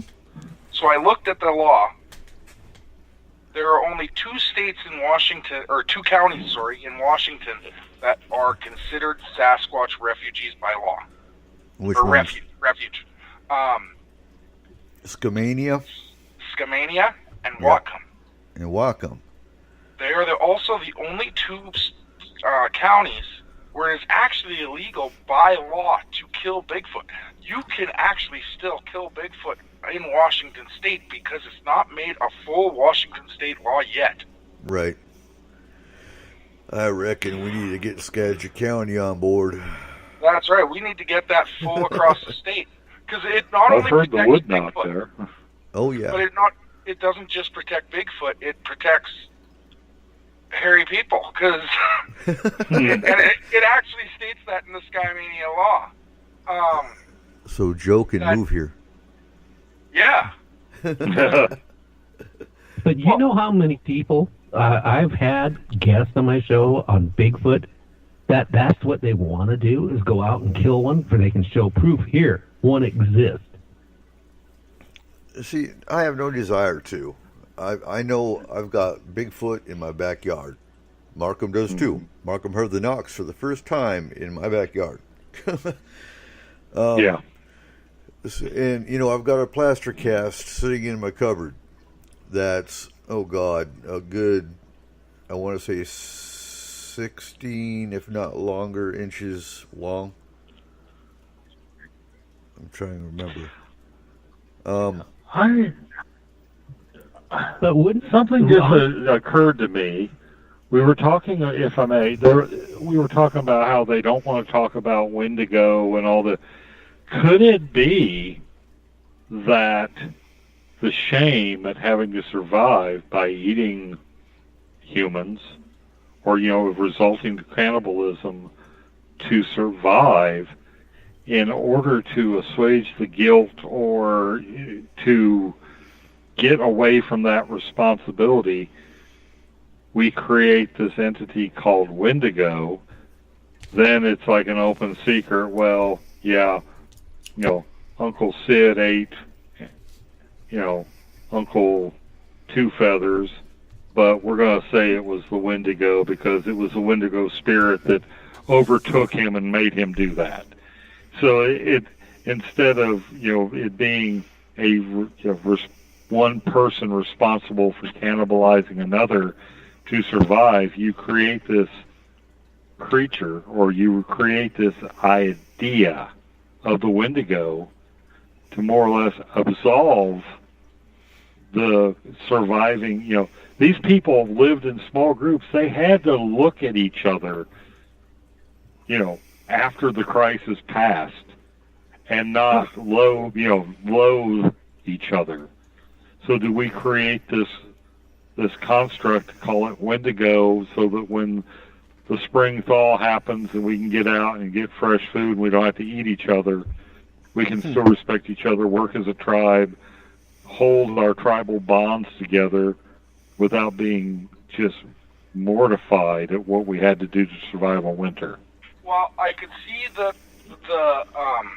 myth becoming like them making that story up with later generations to explain it, but the generation that it actually happened to, I can't honestly believe that, for the fact that you look at the way the native population back then treated any animal that they used for food or clothing or anything that they were doing, the respect that they gave it.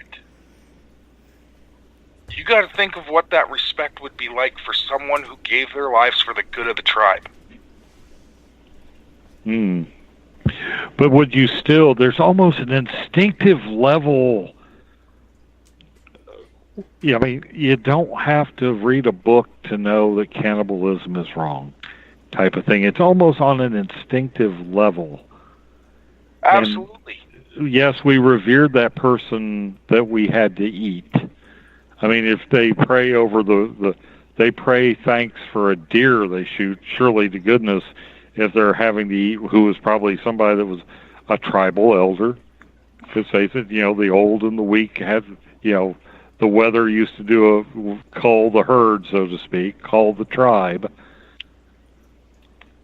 I still think that there would be, yes, we revere this person, and we're grateful that they made us survive, but on an instinctive level, cannibalism is so wrong that we have to, you can almost see, we create this demiurge, or we create this entity sort of to absolve ourselves of what we perceive as a gut level sin.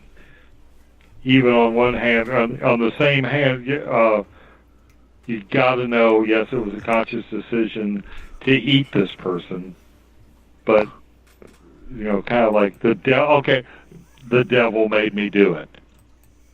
The Wendigo is the devil, so to speak. You create this thing so that you have a way of excusing that behavior, though it was necessary. We have that in other cultures where, I think it's in Tibet, they have a Yeti creature, and, it misbehaves and during the parade and hits people, but it's known that the spirit of the Yeti is inside the performer. Or you get, like in voodoo, where the gods take over and you're not responsible for what you're doing. And you bring up Yeti. Are running the show. And you brought up Yeti, so that actually goes with another question that Nikki's got about possible species of Sasquatch, and I think Yeti is a cousin of the Himalayans anyway. And what do y'all think? You know, the original Frosty the Snowman, Island of Lost Toys, the abominable snowman they showed in the cartoons back in the 60s, the original one. And you think that was Yeti? Possible. Well, keep in mind at the time that show was made, Lowell Thomas, who most people less than 50 probably don't remember, but Lowell Thomas was an adventurer who had a radio show, and Lowell Thomas remembered. But anyhow, Lowell Thomas was on an expedition where Yeti tracks were seen, and he was pretty much the Western voice that said, hey, we found these tracks of this, what they billed as the abominable snowman. So that was already in the culture when the Rudolph show comes up, and big white Bigfoot looking thing with big feet and white, So when it comes to Bigfoot types or species, I would say the Yeti is one, and I think it has to do with culture, and it has to do with continent. You got Yeti and the Himalayas. Here in the North America, you've got Bigfoot or Sasquatch. I prefer Bigfoot. And you got swamp ape in the south. Yeah, in Indonesia, we've got the orang pendek. Okay. They got the Yowie in Australia. I was just about to say, isn't there one in Australia too? Yeah. And they call it, it's a very similar word. They actually have one in Russia. Sort of a wild man. Yes, yes. Yes, the Almasties, Russia. So, what's the translation? Bigfoot. Yeah, they all amount to the same. Well, right. Look how different. Okay, let's look back at how creatures develop in the Galapagos. You had Darwin discovered and come up with or fleshed out a theory of evolution based on how different species adapted to their environment. Maybe swamp ape, smaller stature. It would be easier to get through the swamps and the brush and stuff down there. Smaller animal. Right. Midwest, Mid-South, you've got, one of the problems with trying to do Sasquatch or Bigfoot research and looking back into, 1800s and earlier prime source material is they didn't call it Bigfoot. They didn't call it Sasquatch. You have to look for a headline, forest ape, or not forest ape, like forest man or wild man. Right. In the case of Daniel Boone's narrative, he called it a Yahoo. Well, can I say something? Here in Seattle, we're talking about in the 1880s, 1890s, there was a Bigfoot reported coming down by Lake Union, and they called it the Hairy Man. And Hairy Man is what the Native Americans always call him. Yep. Hairy brother, Hairy Man. Harry's in there somewhere. Now, I want to say something, okay? Because I get frustrated when it comes to Bigfoot, and I think Eric knows why. Two things. You know what? I think they should pass a law. It's illegal. To kill a Bigfoot should be equal to killing somebody. But I do think we need. I hate to say this, and I'm going to get emails on this now. I think they would end all this stuff if somebody did shoot one and brought it in. Because then there's the proof that everybody needs. And at that point, they can enact the law. In other words, you kill a Bigfoot, you go to prison.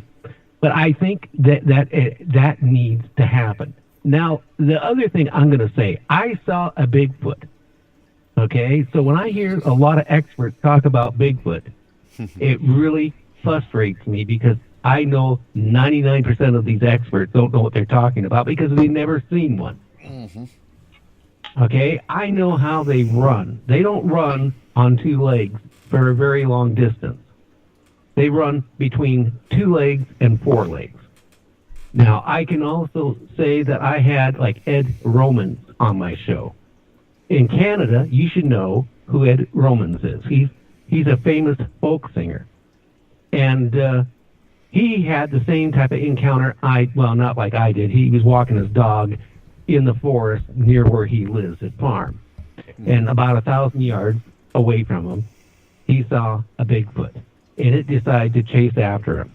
The same thing, I knew he wasn't lying because he described the exact same thing I saw. I've had a couple other guests on my show in the last 2 years that claimed they saw a Bigfoot. They told me the same thing what I saw. Mm-hmm. So I can say that they don't have morals like me and you have. They think different than me and you have. Right. So not being educated and having a morals like the civilization that we have, I do feel that they are cannibal. Because if you go into the rainforest, there is tribes yet still eat people. They don't have morals. They don't look at them as any more than you butcher a cow. Right. And long pig. That's how I look at it. And, so that's my 2 cents. Because, I was chased for over 2 miles through the woods up in the Canadian Rockies by an old Japanese internment camp. I know what I went through. I know what my friend, the medical doctor, went through. And I tell you, it was not a friendly experience. And if I would have had a gun on me, I would have emptied it. Hands down. Darn right I would have. But see, that's different. That would have been in self-defense, not hunting a Bigfoot because I want to get one's head on my wall. No, but I do think that's what it needs. That would end all this discussion, all these people putting out crappy books on Bigfoot that don't know anything. They're internet researchers, okay? And they write a book on Bigfoot, okay? But then you have no morals there then. Well, you know what? One is killed and they declare a humanoid. Then I guess then you shouldn't go out hunting deer. You shouldn't go out hunting bear. 2, you actually have one, and then a decision is made. Hey, it's humanoid. Then that's when the decision should be made. But that would give science proof. It would give everybody proof that it does exist. And in order to proceed scientifically, we are going to have to get a specimen. Right. Now, whether we kill it or what I would hope, maybe we get one live, get our DNA samples, get our stuff, but we have to have a specimen. We have to have a body, a cadaver, a living, breathing organism that we can take tissue samples from, blood samples, run its DNA. In order, the best you can do now, if you find whatever, say, even if you found its finger out in the woods, you don't have the rest of the body attached. So you found something, you run DNA, the very best we can do and be scientifically truthful about it is, say, hominid, or, as it usually comes back, unknown species. Yeah. We're going to actually have to have a live specimen or a dead specimen that is unequivocally agreed by everybody openly and through peer review that this is a hominid species separate from humans called whatever we want to, whatever we end up calling it, Homo crypticus or whatever. And, as callous as that sounds, that's how science works. Think of... yeah, but you're not going to find a live one. You're not going to go and catch one because that isn't going to happen. How you find a Bigfoot is when you're not looking for one, number one, and you're not going to find it going to like Mount Rainier near a park and find one off a trail. I really don't think so. I was out in the middle of nowhere, pure accident, pure unprepared. I went through so much terror. I still have dreams about it. And I'm telling you, you're not going to go out and look for one with a net and catch it.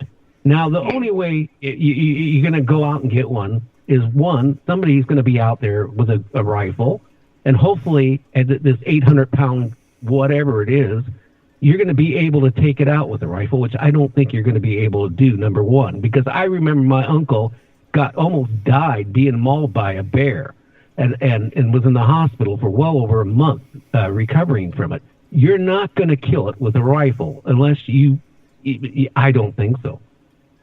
Shoot it in the eye. And I want to remind everyone, you're in a situation that you're scared shitless. And if Gary is terrified of a Bigfoot, and we're talking about a Vietnam veteran, yeah, that's saying something. That's the only time I pissed my pants, other than when I was in first grade. How's that? I gotta wonder.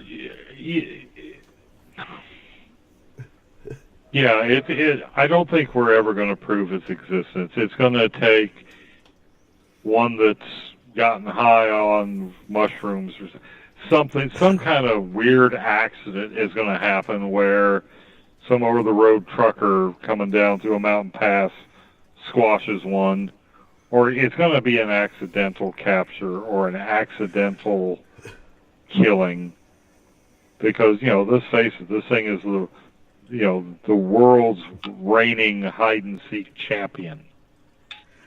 So people I wonder. I want to say one more thing, and I'll shut my mouth. Okay. Art Bell had a guy on his show. Again, a Vietnam veteran. Okay, that claimed him and his buddy killed one. Now, I have talked to Art Bell about that before he passed. Numerous times we talked about it. He actually had a map. He was going to go do it, but because of his bad back, he couldn't do it.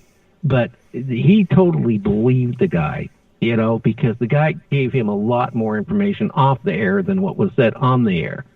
But it was in a situation where they were out there poaching animals, and they ran into a Bigfoot and its mate. And they took him out. But it took a lot of firepower to do it. I do believe that story was true because Art totally believed it.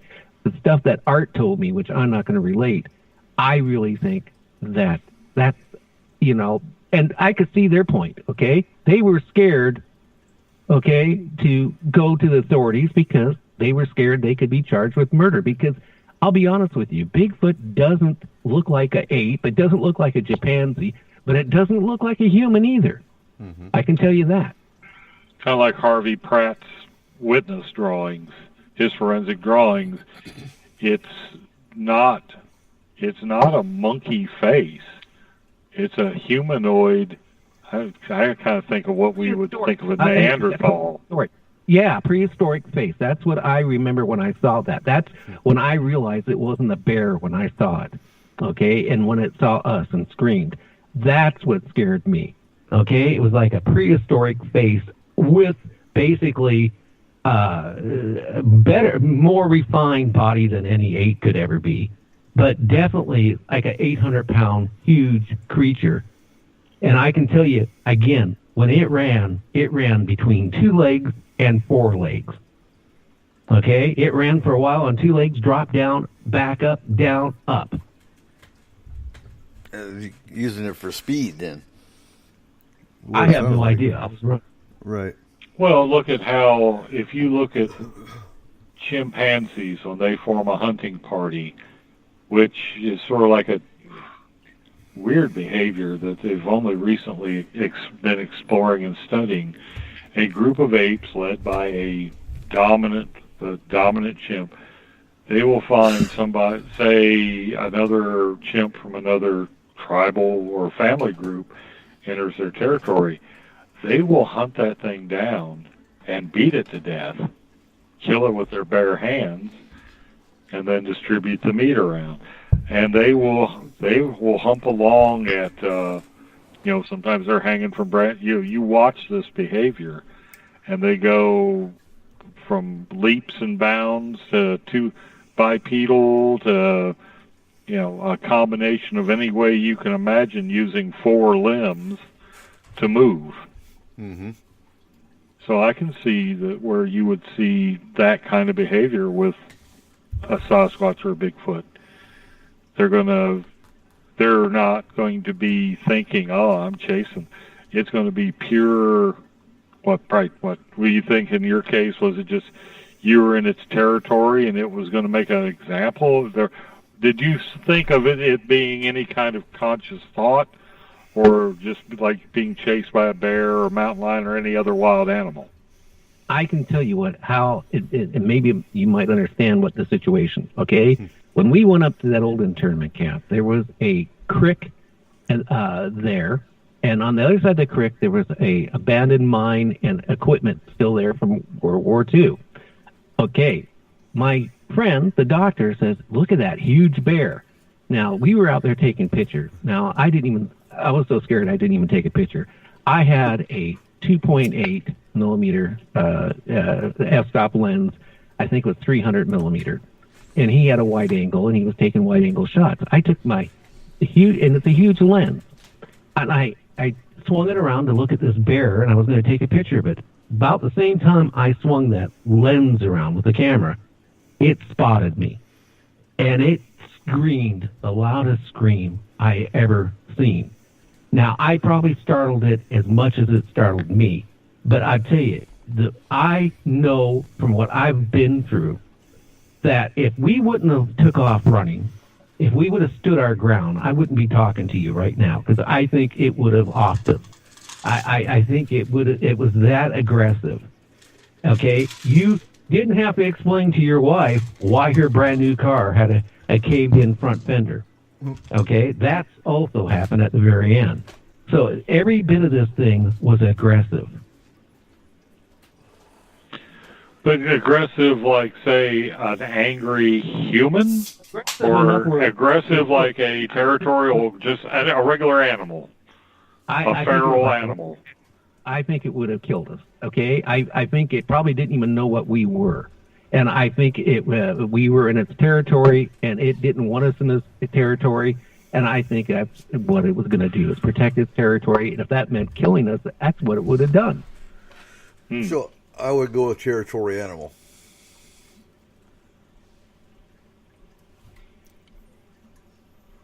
I don't know any more other than that. I like I said, that's the scariest I've ever been in my life.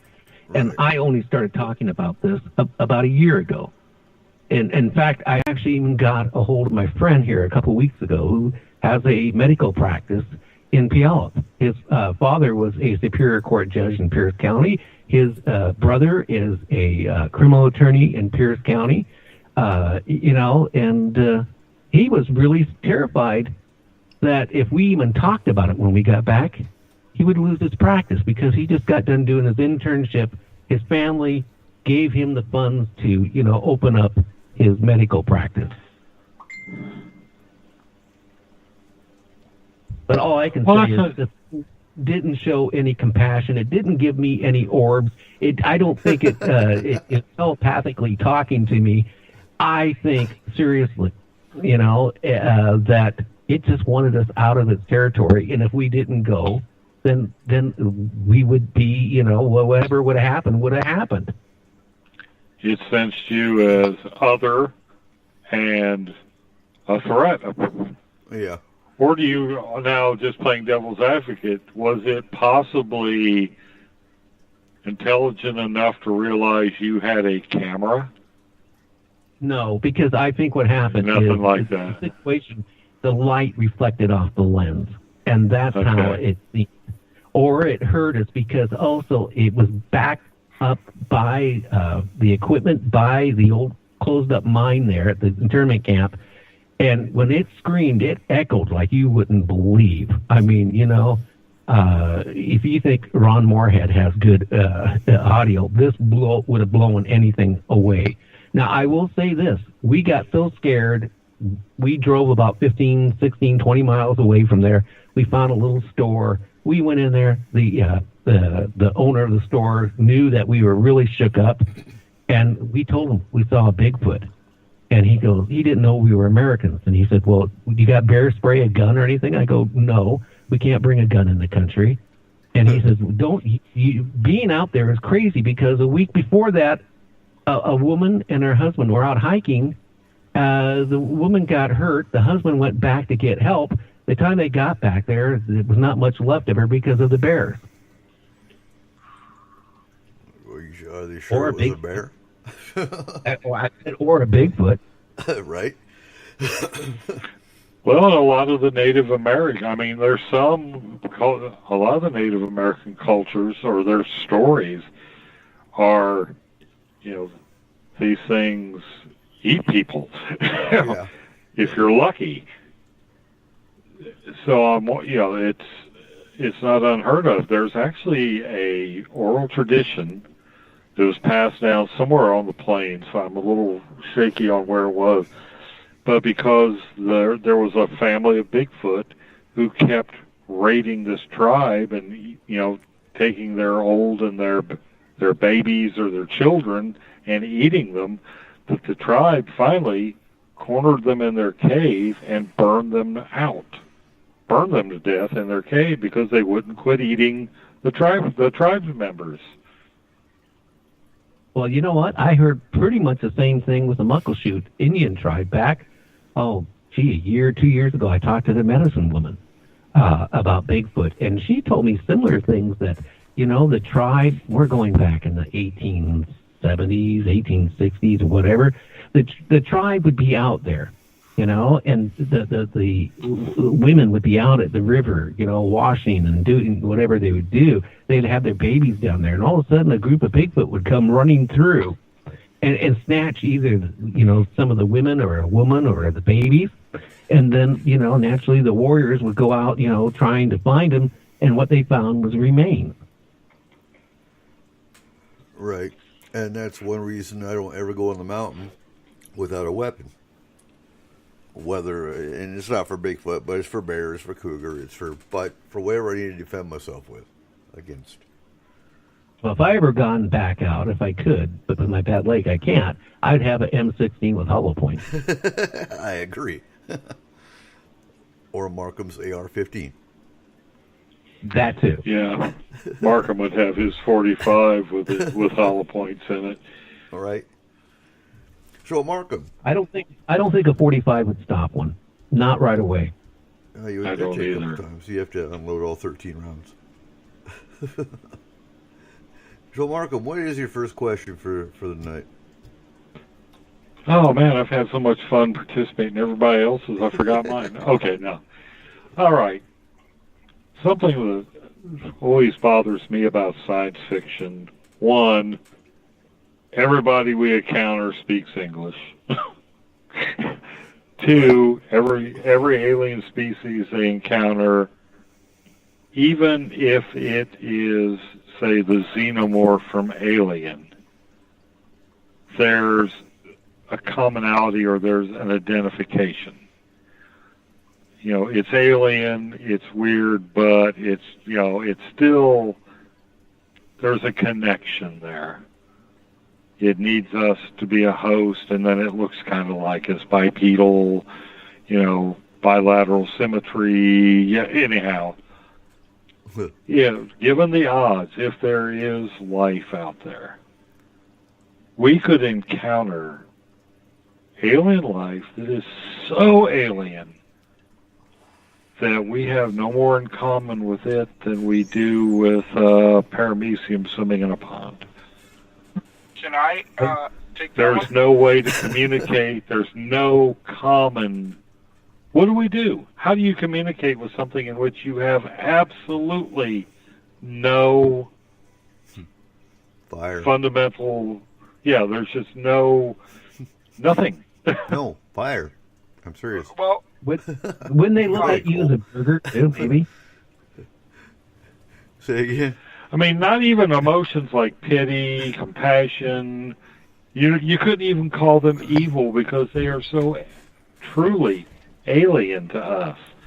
So none of our concepts come across. The only two races, or maybe three races, I can think of that we've actually encountered that show emotion are the Pleiadians, the Lyrans, and the Nordics. Am I missing anyone, Megan? Not that I can think of. I mean, some have tried to perceive emotion. Some Greys have tried to perceive emotion, but it's only from what they understand as a warranted response. Right. Right, but I'm talking about you encounter, we encounter a species. Like a jellyfish. It would be like communicating with a jellyfish. Yeah. Like, or a jellyfish. Yes, exactly. It's like are they going to even see us as sentient beings? Can we see them? I'm like, it goes both ways. No, I'm saying you see this alien, and just say they are so completely outside of, they don't know good for they have no idea of our concepts, our constructs, our moral code. Just imagine something that has never, ever, ever had nothing at all in common. No, the two races that you described that I could think of that we've encountered would be the worm, or I guess the easiest way to describe that one would be Tremors, the creature under the ground from Tremors. And yes, we spoke to it with fire. And the other one would be the octopus thing that floated. Now, Eric, can I ask you a question? Yeah, go ahead. Couldn't they look at us as a farm? Seriously. How many people are missing it? Not in the forest, but all over the world. People are going missing, and no traces of them. And they can't be that many serial killers out there killing that amount of people. Now, could they be? I get around. No, right. But couldn't they be looking at us too? Maybe a race of them that were cattle. No more than we look at cattle. You go to Burger King and get a burger. Oh, exactly. I fully agree. There's a couple races I know that live in the mountains that eat the Tormenon. And so, with missing 411, David Paulides, I do believe some of the people that are missing are done by aliens. I don't think all of them. I think some of them walk through wormholes essentially, and Stargate, interdimensional gateway, whatever you want to call it, in the mountains. I think some of them the government takes. I think those are the people that disappear that have a higher IQ, the doctors, the scientists, they disappear. There's a pattern there. I think the rest of them are alien, or disappear by alien. So, yeah, I do think so. I would agree with that. There is a person who wrote a book, and he's been on my show, and he's going to be back on. I'm trying to get his card right here.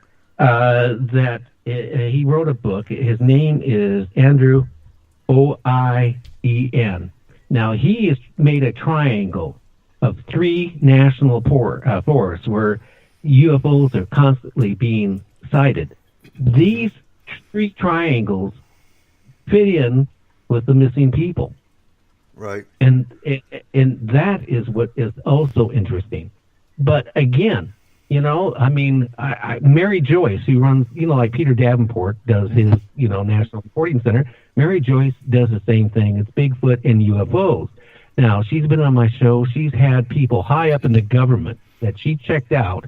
She's also an ex-newspaper reporter. an editor for a major newspaper in the past. She's checked these people out. She knows how to do it. And they claim in North Carolina there's a huge military underground base where aliens are sharing information with our government, giving our government information. In return, these aliens like people, love people. Okay, now, do you think the government would sacrifice a certain amount of people for technology that look how fast our technology is advancing? I would have no doubt. So the alien base in North Carolina, I would imagine, and I'd venture a guess, is near Fayetteville. Yeah, it's near Fayetteville. Fort. What's the biggest? Shoot, Fort. Come on. Oh, for crying Not out Benning. loud!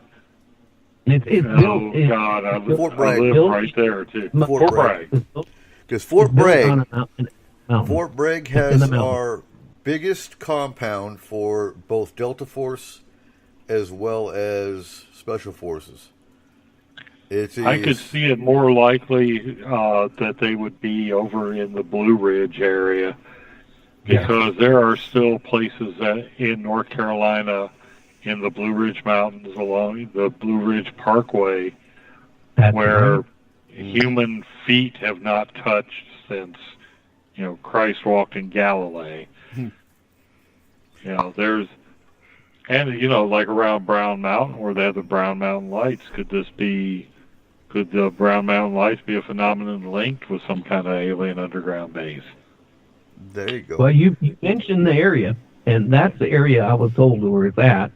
It's built into the side of a mountain, and it goes down many, many stories. And that's where these aliens is a craft come and go, and that's where it's supposedly, and she even had documents, It kind of verified everything this guy was saying. This guy has, told her all this information, has the highest top secret clearance you could have. Eric, can I hit on the science fiction part of Markham's question? Yeah, go ahead.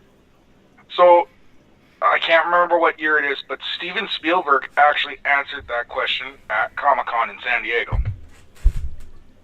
He was asked the same thing: how does everyone within every galaxy understand English and know us immediately and what we are?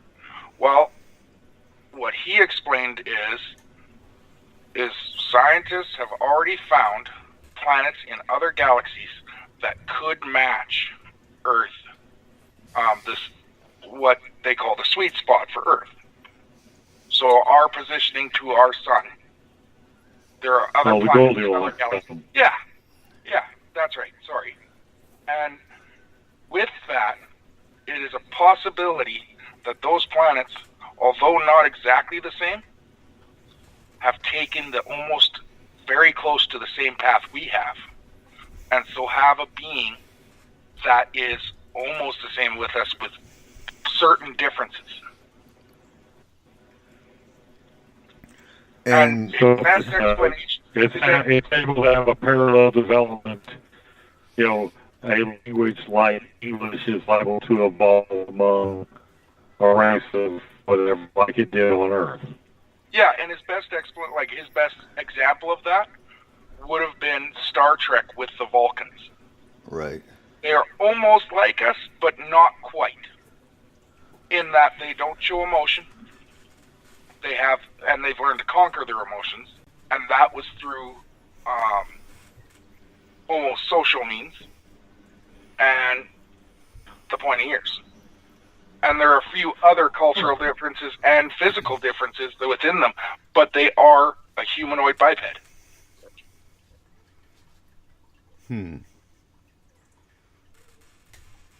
Still with us, Markham?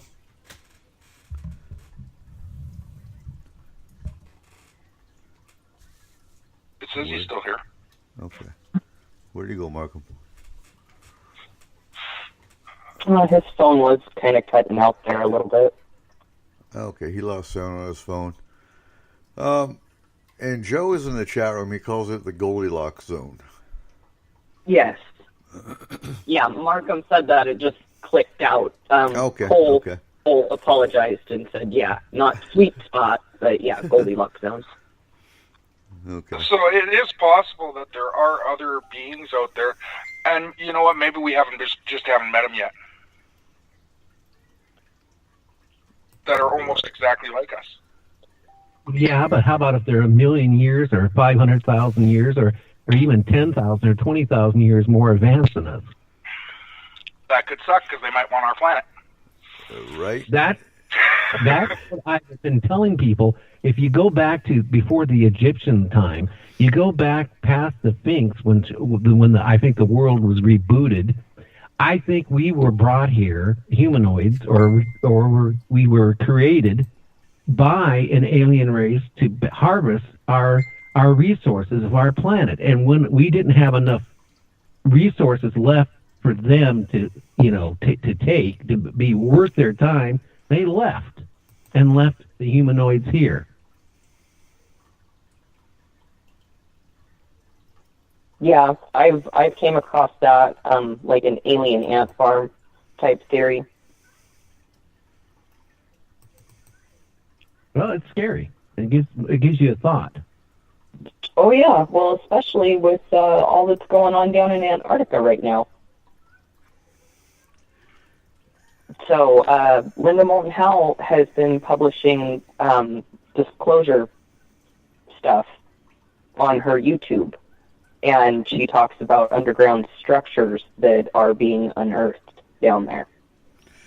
So it's a whistleblower project. So what's the newest she's coming up with Antarctica?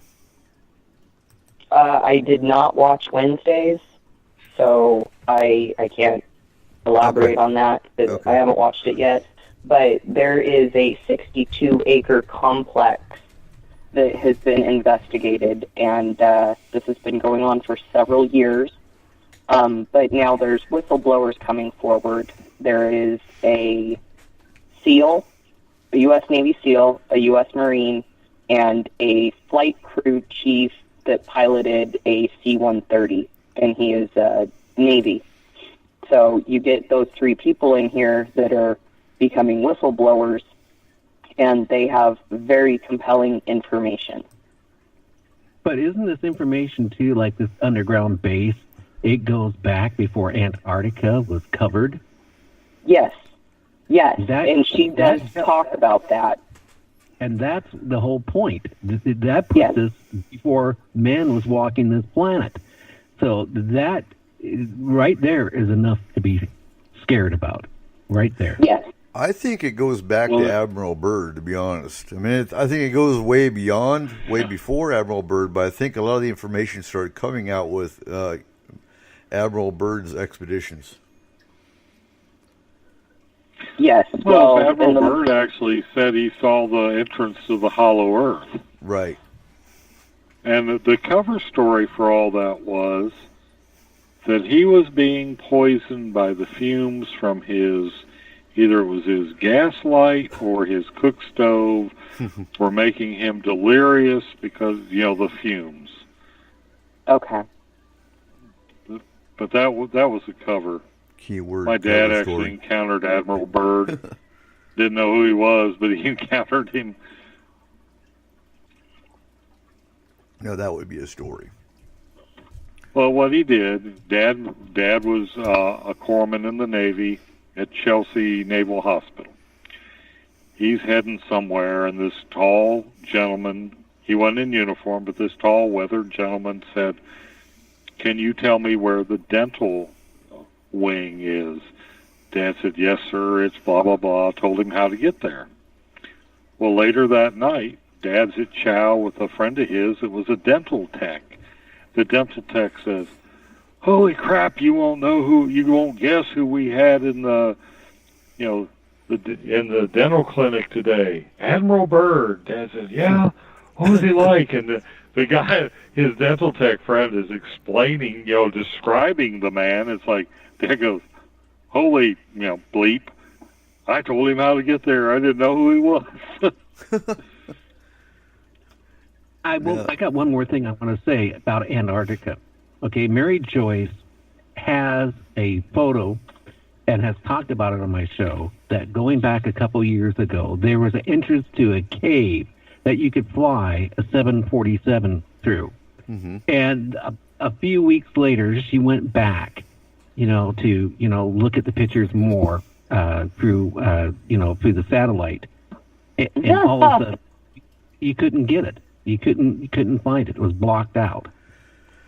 Well, and that reminds me of when Michael Hall and the UFOI team went to East City Ranch.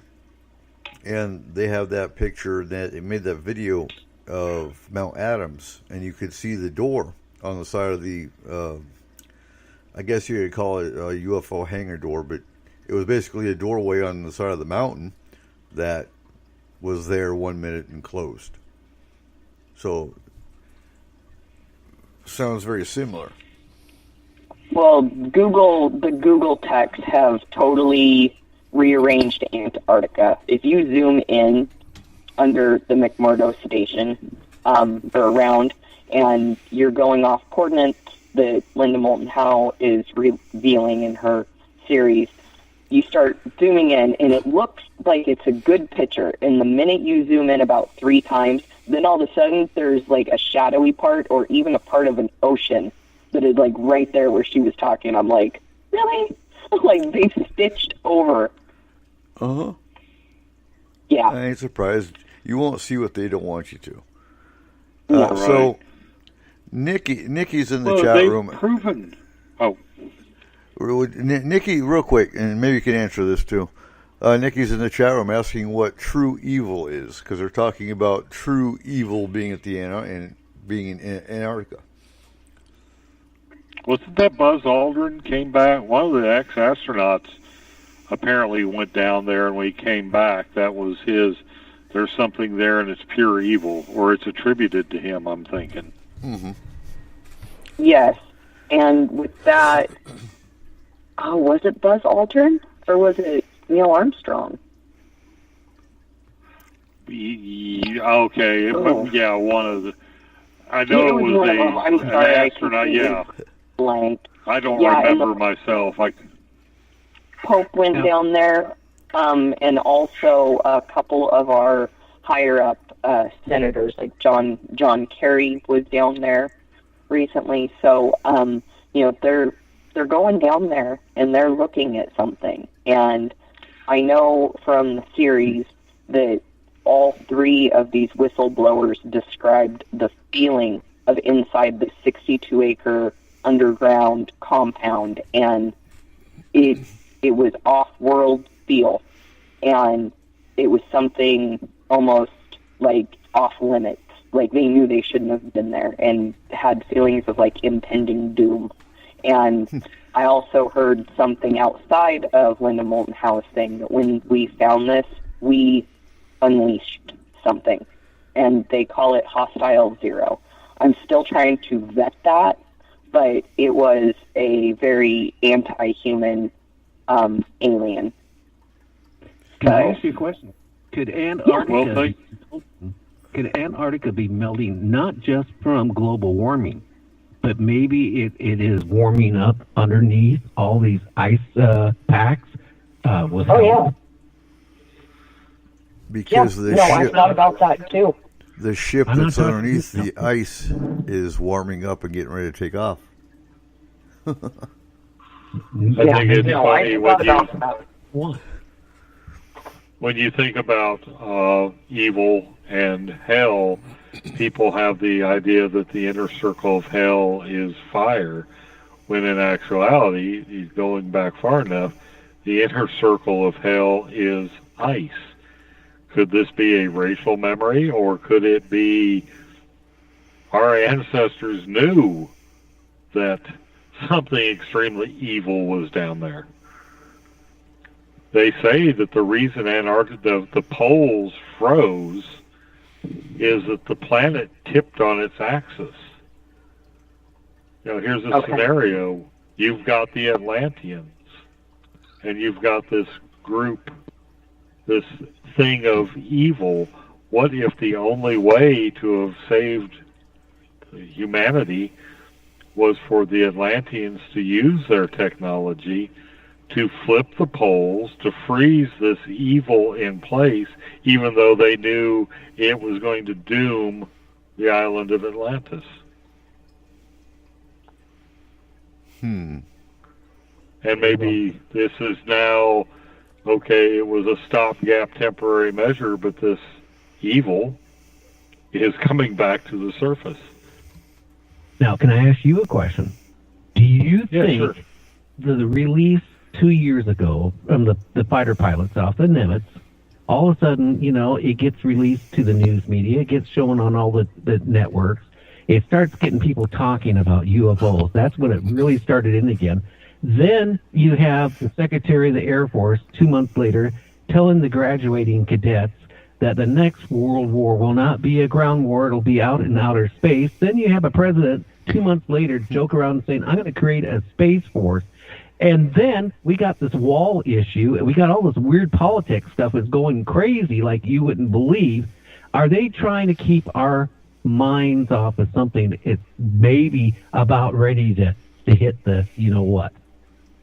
Oh, absolutely. People remember Ed Grimsley, the guy that said there was a war in space, and if you had unfortunately, what you needed to see it were $5,000 Gen 3 night vision goggles, but he would show up at these UFO cons.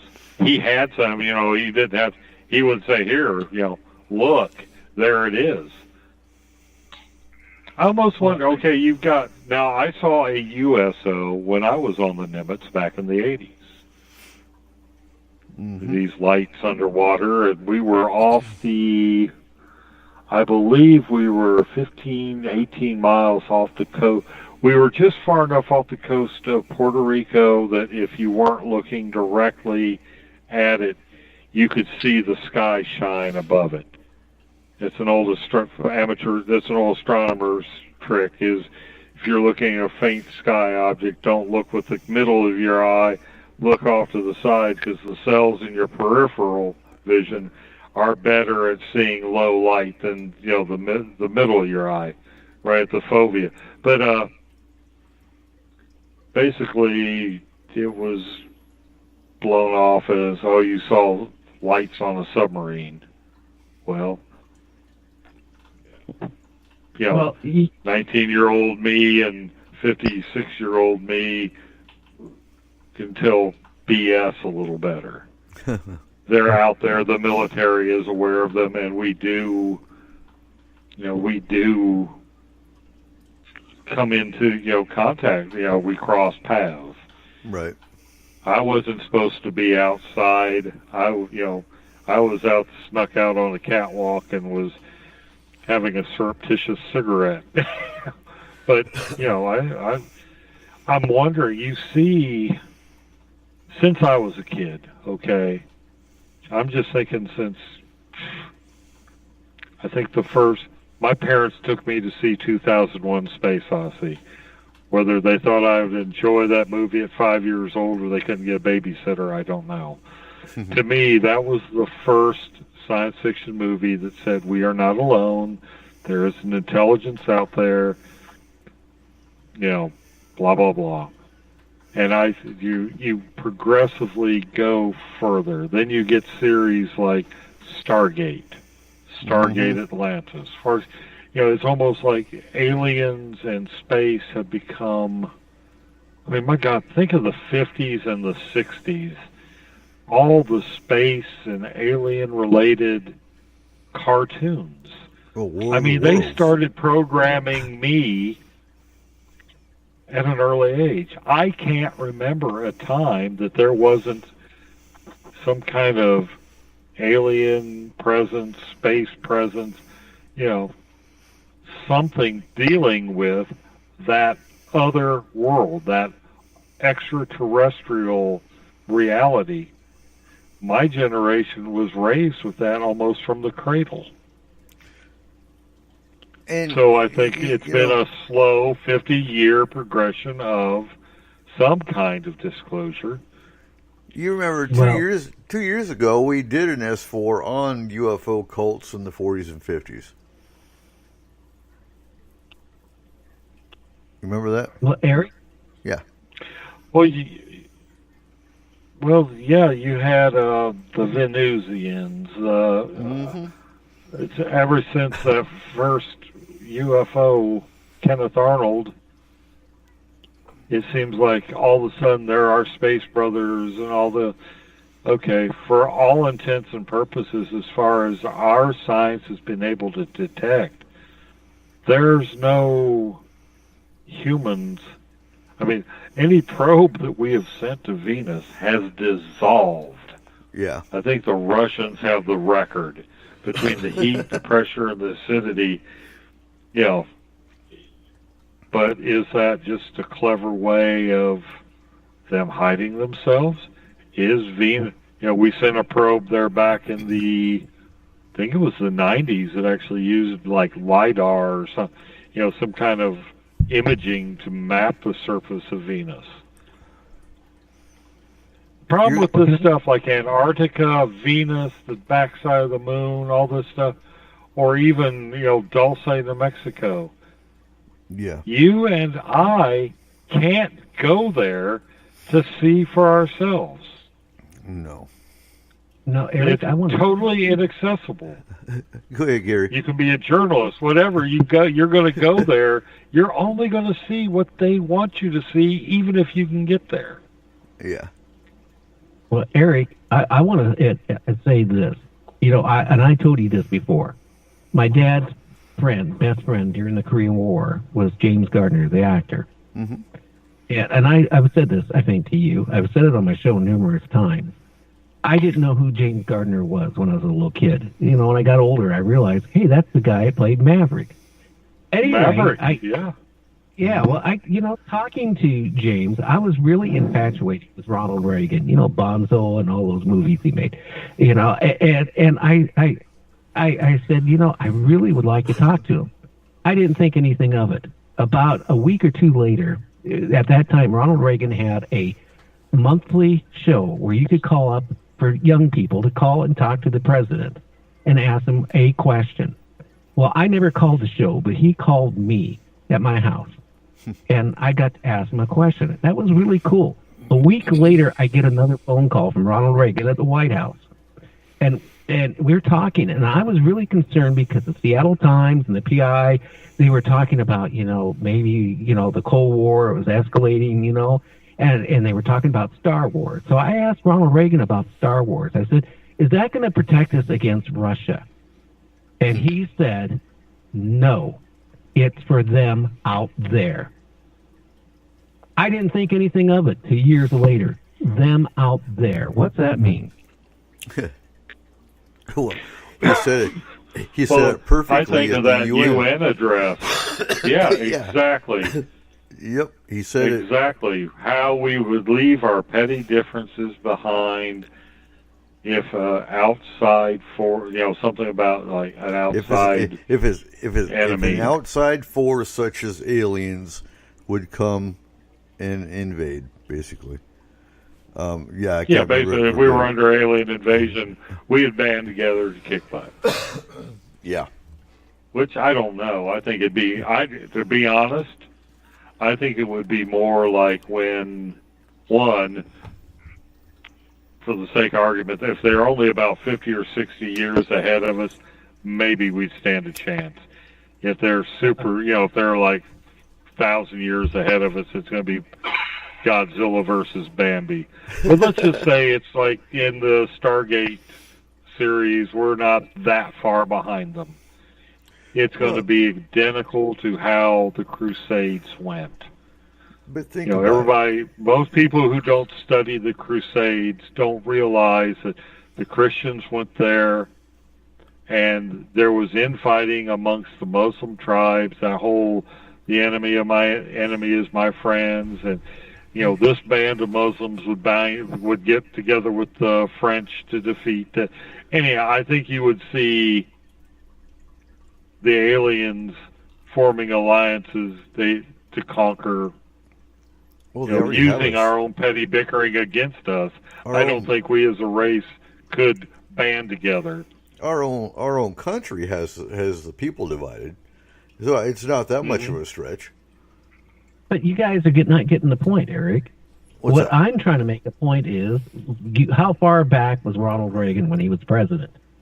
Okay, 80s. if he, if he was concerned, okay, about the about us, being invaded or something going on back then, and all the events has been going up to now. They probably knew something back then was something horrible down the road was going to come. And I think we could be at that point. I mean, I could be 100% wrong, and God, I hope I am. But I just so many weird things going on in our country right now. Political. I think Reagan said too much, and they clamped down on the presidents. I think they stopped talking to the presidents. I think after Reagan, it became old man Bush, CIA director, blah, blah, blah. He knew. He already knew. It was probably him that briefed Reagan. And they knew, and if you go by the theories that they already know who's going to be the president before they even become president, they knew Bush was going to take over after Reagan. And they probably purposely put a CIA director in that place to shut it all up. Yeah, because you look at Jimmy Carter, who supposedly had a UFO encounter. Yeah, Jimmy Carter had tried to have disclosure. He's basically shut down. Yep. Reagan is shut. He says too much. Okay. The next president down the line is the former head of the CIA. Then you get Clinton. What were two of Clinton's things he was going to disclose? Yeah, whether aliens exist, or whether JFK was assassinated. And it's like at that point, the lid has been screwed down so tight. There's been nothing nobody mentions it. No, and then they just... I think there was one encounter with Obama where some kid said, asked an alien-related question, and the president said, I can neither confirm nor deny, but if such and such were to happen, this would be the room that it would take place. Yep. He always said, yep. But, I think Clinton wanted it disclosed, but, as soon as he was getting to the point, whoop, here comes Monica Lewinsky to sidetrack everybody. he gets Monica Lewinsky. You and I get kitty porn on our computer like the guy out west, Stan Romanak. And I'm not saying Stan Romanak is without guilt, but even his own wife says that's crap. Tripp is in the chat room saying, don't forget Cheney. And, the whole Bush joke was just Bush, Cheney, and Rumsfeld. And the three people I despise pretty much, almost the most. But I actually admired Nixon, so.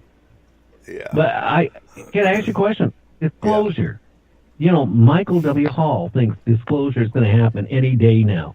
And there's a whole big frenzy going on right now. I get messages from people all the time, you want to come on my show because they think they have the same thing. I've been hearing this since 1976. I think if shit's going to hit the fan one of these days soon, I don't think there's going to be disclosure because I know how our government works. They're not going to say anything till it happens. I don't believe in disclosure anymore. Disclosure is going to be, oops, it's here. Yeah. Yeah. I don't think there's kind of like it does in Independence Day movies or something. Yeah. No, I gave up on disclosure. Well, do we really need... I think I wrote an article about this years ago. Do we really need government? Do we really need disclosure? You and I it's agree. Like Fox. It's like CNN preaches to a crowd. I am not in that crowd. Nothing. I'm not going to hear what they're saying. And it's like if you're a Fox News listener, which here again I am not, but they have all their rhetoric, all their stories, all their justifications. Here again, the people that listen to CNN are not hearing what the people on. It's like they're preaching to their own choirs. Yeah. We are so divided that the truth is getting lost. It's getting filtered out of the propaganda. We wouldn't, and do we need those kind of people telling us? We don't. I mean, those of us who will believe and those of us who have had the encounters, we've had our disclosure. Well, and Mark, we don't need the government to justify it. No, you and I have said on S4 before, disclosure happened in 52 with the UFO flyover for a week straight of the White House. Yes. With radar return. They flew over yes. You know. It was Andrews Air Force Base. It was in the papers. There's pictures. Everything was happening for anybody to see, and you could damn near set your clock by it. Yeah, that to me was disclosure. Disclosure happened. Back in 1952. For the public, the disclosure will not be from the government. No. It won't be from anyone but the elites. And Trippin is saying... They come down and walk among us and stay and actually say, hey, this is where we're from. This is what we're doing here. Yep. Live with it.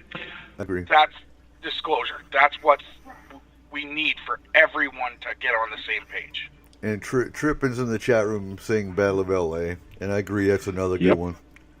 Roswell. How about Buzz Armstrong on the moon when he said there on the medical? I mean, on the that look at the craft there.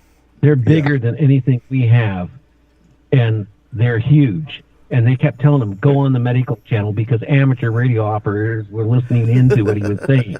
Yeah. Okay, he was freaked out, and he's never changed his story.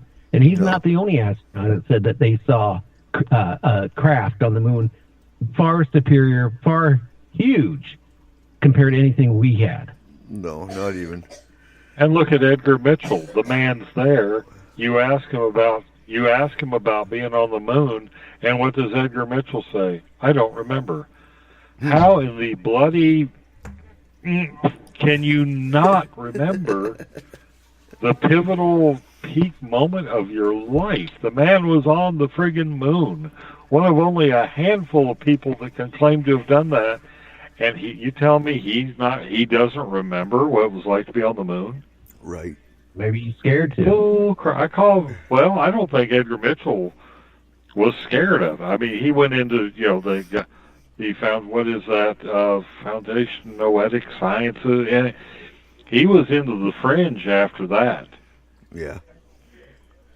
So I don't think it was a matter of fear. He was enough of a public figure that I don't think, and maybe they knew that, and that's why they wiped his memory out. Right. All right, so we are coming down to the last 8 minutes of the show, so we got to start wrapping up. So, real quick, Cole, where do we find Statement of Sound DJ Services? You can find us on Facebook at www.facebook.com/SOSDJPro or at 360-999-2830. Outstanding. And Gary, where can we find Night Dreams Talk Radio, your show Monday through Friday? Well, you can find it at www.nightdreamstalkradio.com. And you're on Monday through Friday from 7 p.m. to 9 p.m. Unless I'm sick. Unless you're sick. And you get a replay. And Markham, you still with us? No. Yeah. Oh, yes.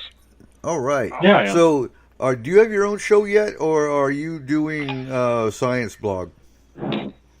I'm doing some writing. Right now, family issues are pretty much destroying my life, and I'm not being able to pursue what I'd like to, but I post Joe Roop will post what I write on KLTK Digital Media, thefringe.fm. And I make a guest appearance on his show, Lighting the Void, here and there. Okay, sounds good. I do have 2 shows in development that if I ever get my family issues taken care of and can spend some time in my studio, I'm going to do a couple. Outstanding. They're going to be great. You and I need to get together and do a veteran show one of these days anyway. God, I'd love to do that. Oh, yeah. I think it's much needed. So, Yeah. while time has flown, and again, folks, if you have a paranormal issue, whether it's alien-related, Bigfoot-related, cryptid in general related, or you got a severe haunting, just look for Forest Moon Paranormal on Facebook. And Eric, can I throw something out there? Go ahead. Just so all our listeners know, we have 2 training sessions coming up for the FMP team. If you're interested in joining, we have our astral training is going to be happening sometime in April, and as well as our extended care training. So if you're interested in joining the team, join FMP, let us know, or contact Eric or Chris directly. Outstanding. Yeah, exactly. And yeah, extended care. So I know I'm cutting down to the wire here, but extended care is that part of our team that actually gets the clients their lives back. So they do the education side, the grounding and shielding side, and Chris is our team lead on the extended care as well as the instructor. So while time has flown, as it always does, I want to thank our crew tonight: Colweg Leitner, FMP Culture and Lore Research Specialist and owner of Statement of Sound DJ Services; Megan Gehring, our FMP Astral Team and Security Specialist; Gary Anderson, our network host on Night Dreams Talk Radio; Chris and Brent Dodge, Chris with Extended Care and Brent with Astral; and Eric Markham, our FMP scientist. As always, you can catch S4 on Night Dreams Talk Radio every Saturday, 11 p.m. to 2 a.m., and KSVU 90.1 FM, 90.1 FM, 10 to 12 p.m. So next week, March 30th, we have Butch Wachowski talking all things cryptid. He runs UFO, UFO Cop. I can never get that right. Coming to talk all things cryptid, so stay tuned for that. Make sure you check out our new FMP and S4 store with all kinds of gear, www.s-4radio.com. And what we got here. So thank you again for listening to S4. Keep your eyes to the skies. And remember, it's you that gives us a reason to bruise S4. So stay safe out there. And see you next week.